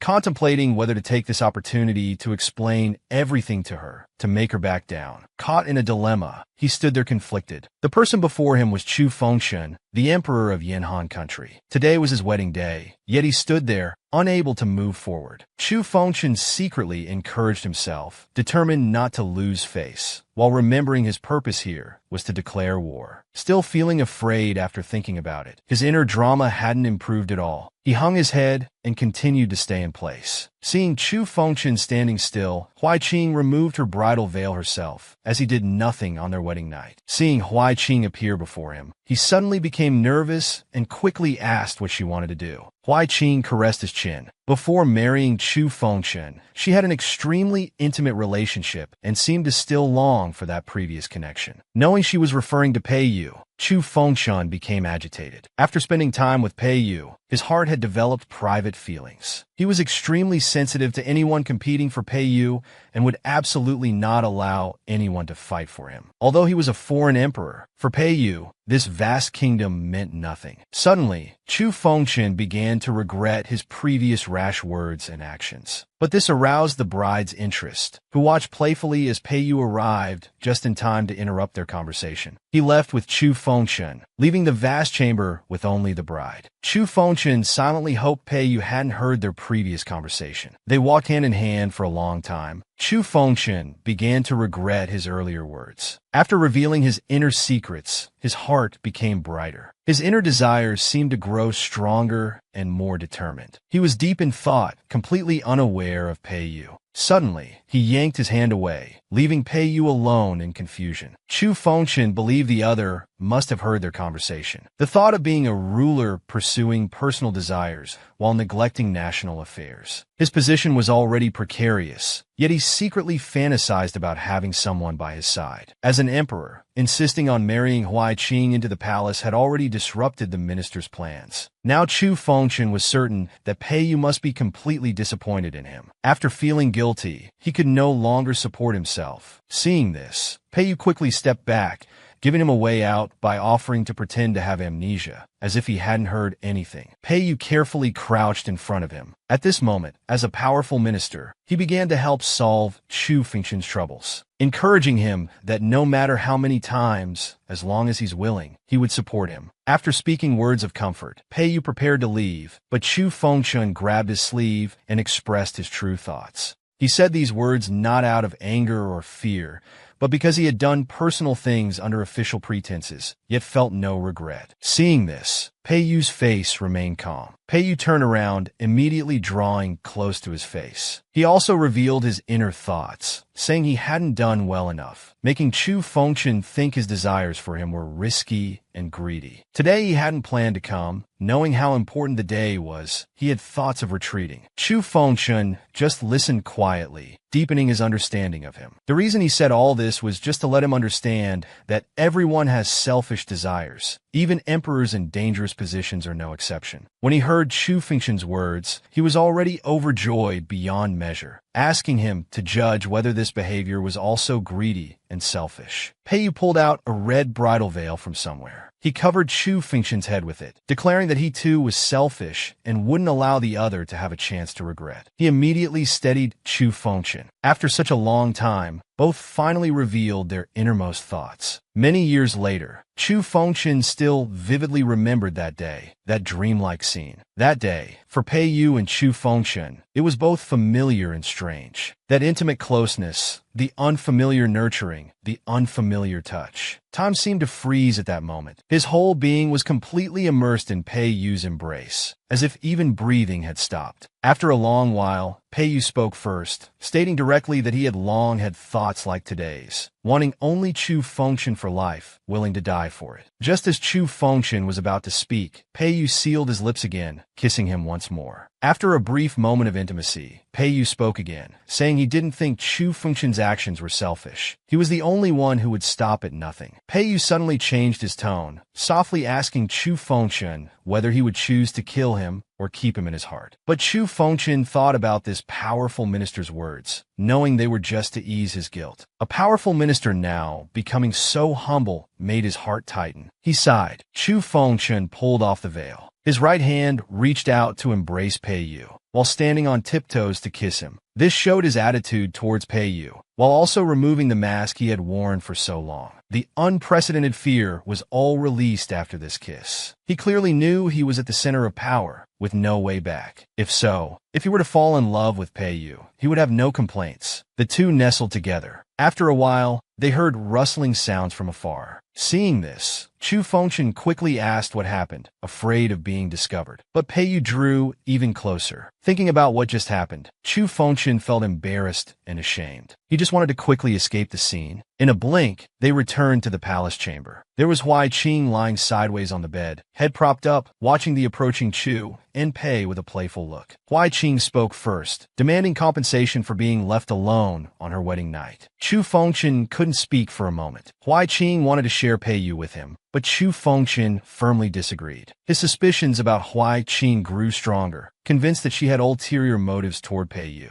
Pei Yu suddenly took Chu Fengchen's hand and called out aunt. Chu Fengchen felt puzzled. Then Pei Yu continued introducing that this was his mother's sister, walking towards Hui Qing's side, asking him to compare if they looked alike. This completely fried his CPU, making him feel more and more dizzy. Hui Qing suddenly stepped forward and grabbed Chu Fengchen's collar. Seeing this, he quickly questioned. It turned out there was a red mark hidden under his collar. The three immediately sensed trouble. Chu Fengchen observed Pei Yu, wondering why he remained so calm. Pei Yu immediately realized that the palace might already know about the emperor and princess's disappearance, and Xin Qingji's actions were far quicker than expected. Gradually, the three people in the room began to calm down. Hui Qing even started focusing on the shade of her wedding dress, and the other two also shifted their attention to her. Suddenly, urgent knocking came from outside. Someone requested an audience. The ministers at today's banquet had suddenly fallen seriously ill. Prime Minister Xin Qingji suspected poisoning and needed Chu Fengchen to preside over the situation. Pei Yu immediately understood that Xin Qingji couldn't wait any longer. Both understood that since Xin Qingji had made his move, he must be very confident of success. Facing the current situation, Pei Yu clearly knew that disappearing now was better than confrontation for both the emperor and princess. At this time, Xin Qingji's forces were quickly gathering, searching everywhere for suspicious individuals. Facing the suddenly assembled imperial guards, Chu Fengchen felt troubled. Xin Qingji had been prime minister for 3 years, yet could now directly command palace troops without him noticing. He instantly felt he was very incompetent as an emperor. Pei Yu quickly fixed his hair and reached out to comfort him. Why did Pei Yu remain so calm, showing no signs of nervousness, and even seeming somewhat happy? Suddenly, Chu Fengchen thought about what would happen to Hui Qing if they left the palace, immediately suggesting she should hide well. A woman walked by talking, saying someone had asked her to wait here, but nobody showed up, muttering about being tricked by a great traitor. Suddenly, Chu Fengchen collided with this woman. Who dares? He immediately questioned. Someone in the palace actually dared to bump into the emperor. Chu Fengchen recognized her as Yinbing. Moments later, faced with the guards' blockade, the woman briefly revealed her identity and destination. As the daughter of the Jin army commander, no one dared stop her. Chu Fengchen hid in the carriage, escaping the palace with Pei Yu and Yinbing. Shortly after, Chu Fengchen hurriedly asked if they were safe. The three finally had a chance to sit down and talk. Suddenly sitting together, they didn't know what to say, falling into brief silence. After such a hasty escape, Chu Fengchen didn't know what to do next, but Pei Yu remained as calm as ever. Yinbing spoke first, asking Pei Yu if he could move to the opposite side. Both looked up at Yinbing. They made room in the middle for him to sit down and began formal conversation. Yinbing first introduced herself to Chu Fengchen and expressed her admiration for the emperor. Seeing his face was dirty, Yinbing wanted to help wipe it, but Pei Yu quickly informed that searches would continue. The pain on Chu Fengchen's face wouldn't fade for several days. Yinbing's position was more secure, so even if Xin Qingji caught her, he couldn't do anything. Hearing these words, his heart became calm and he felt more secure. Listening to the rustling wind outside and thinking about Pei Yu's words, this person was hard to describe accurately. Considering his previous actions, Chu Fengchen felt Pei Yu's personality was too mischievous. It must have been intentional. He noticed some movement at the city gate, and Pei Yu quickly asked what was happening. The city gate was heavily guarded, with imperial guards strictly searching all travelers. Chu Fengchen realized the current situation was very chaotic, far more complex than imagined. All city passages were now blocked. Pei Yu calculated that gate security would be even stricter after today. Not leaving tonight would make things more difficult, but now they could only rely on Yinbing. The three began planning their escape. Chu Fengchen suggested disguising himself as Yinbing to leave the city. However, Yinbing disagreed with their idea, feeling it was too risky as they would be in danger if discovered. Finally, Chu Fengchen disguised himself as Yinbing and left the city with Pei Yu, but they encountered guards checking people. The guards shouted at them to stop. With no time to think, realizing they might have been exposed, they had to run quickly. The two fled ahead while the guards chased and shouted behind them. After a long while, Chu Fengchun and his companion finally lost the guards, but Peiyu had injured his eye while escaping. While Chu Fengchun was still relieved about their narrow escape, he internally complained about Peiyu being so calculating, yet having such weak legs, not as agile as himself in escaping. He then noticed something wrong with Peiyu's eyes. It turned out Peiyu's eyes were hurt by smoke from a street stall during their escape. Poor eyesight made things more troublesome. Peiyu now couldn't see at all. He quickly questioned Peiyu why he hadn't mentioned his eye injury earlier, thinking of quickly finding a doctor for treatment, but Peiyu stopped him. He understood that if Chu Fengchun left now while he couldn't see, and they got separated, Chu Fengchun alone would struggle to deal with Shin Qingji. Chu Fengchun knew the eye condition would only worsen and couldn't be delayed. At this time, Peiyu taught him using military campaign analogies. He hoped Chu Fengchun would understand prioritization. When risks and rewards don't match, a commander must accept the possibility of sacrifice to secure the most important victory. Hearing Peiyu's words, it seemed he didn't care about his eyes. Chu Fengchun knew Peiyu had become famous at a young age, climbing up through various struggles. Later, due to serious injury, he had to become a civil official, becoming the powerful regent. His hands could no longer hold weapons after that. Chu Fengchun suddenly realized that perhaps Peiyu had sacrificed himself like this back then. He clenched his fists, muttering about this self-righteous person. He felt his feelings for Peiyu should be mutual. Facing the current problem, he wouldn't abandon Peiyu, nor did he need so-called victory. Chu Fengchun chose to protect this man before him, who had already sacrificed himself. Hearing this, Peiyu felt warmth in his heart. Quickly agreeing, they began focusing on their current situation. At this moment, Chu Fengchun had an idea. If they exchanged clothes, others wouldn't recognize them, allowing them to enter the inner city smoothly. They switched clothes in a hidden place and emerged wearing each other's clothes. Peiyu in women's clothing looked quite fitting, with no obvious irregularities. Chu Fengchun thought about buying a gauze hat at the street corner. It would be perfect if they also applied paint to their faces. He spoke while mixing the mud with water. He drew a fake beard on himself. Soon, their disguises were finally complete. Waiting for nightfall, they prepared to enter the inner city to find a renowned doctor. Suddenly appearing guards stopped them. Chu Fengchun quickly explained, pretending to be local residents. He claimed that his wife, Peiyu in disguise, was sick and needed treatment in the inner city. The guard looked Peiyu up and down. Why was this woman so tall? Just as the guard grew suspicious, after a moment's thought, Chu Fengchun lifted Peiyu's hat and suddenly kissed him, saying that he just liked tall wives. Seeing this, the guard's suspicions were dispelled. The two successfully entered the inner city. The previous scene had been truly awkward. The doctor immediately recognized the disguised lady, but after examination, gave his diagnosis. Peiyu's eye condition wasn't too serious. He just needed some ointment and would recover in 2 or 3 days. Chu Fengchun quickly thanked the doctor. The scene changed to them arriving at an inn, planning to stay temporarily. The two sat on the bed, looking like a married couple. While checking Peiyu's eyes, Chu Fengchun observed the lady before him. Looking carefully, he did somewhat resemble Huai Qing. Both were like flamboyant peacocks. Peiyu was complaining about wanting to change out of the women's clothes. At this moment, his playful side emerged, quickly refusing, telling him they had to maintain the act completely. Then, with a delicate hand firmly holding Peiyu's chin, Chu Fengchun warned that he must maintain this disguise until his eyes fully recovered. Peiyu naturally showed his temper, wanting to stop him, saying, "Don't think you can take advantage just because I can't see." Then pulling the other into his embrace, he asked Chu Fengchun if he had always wanted to bully him. The two gazed at each other lovingly, without speaking for a while.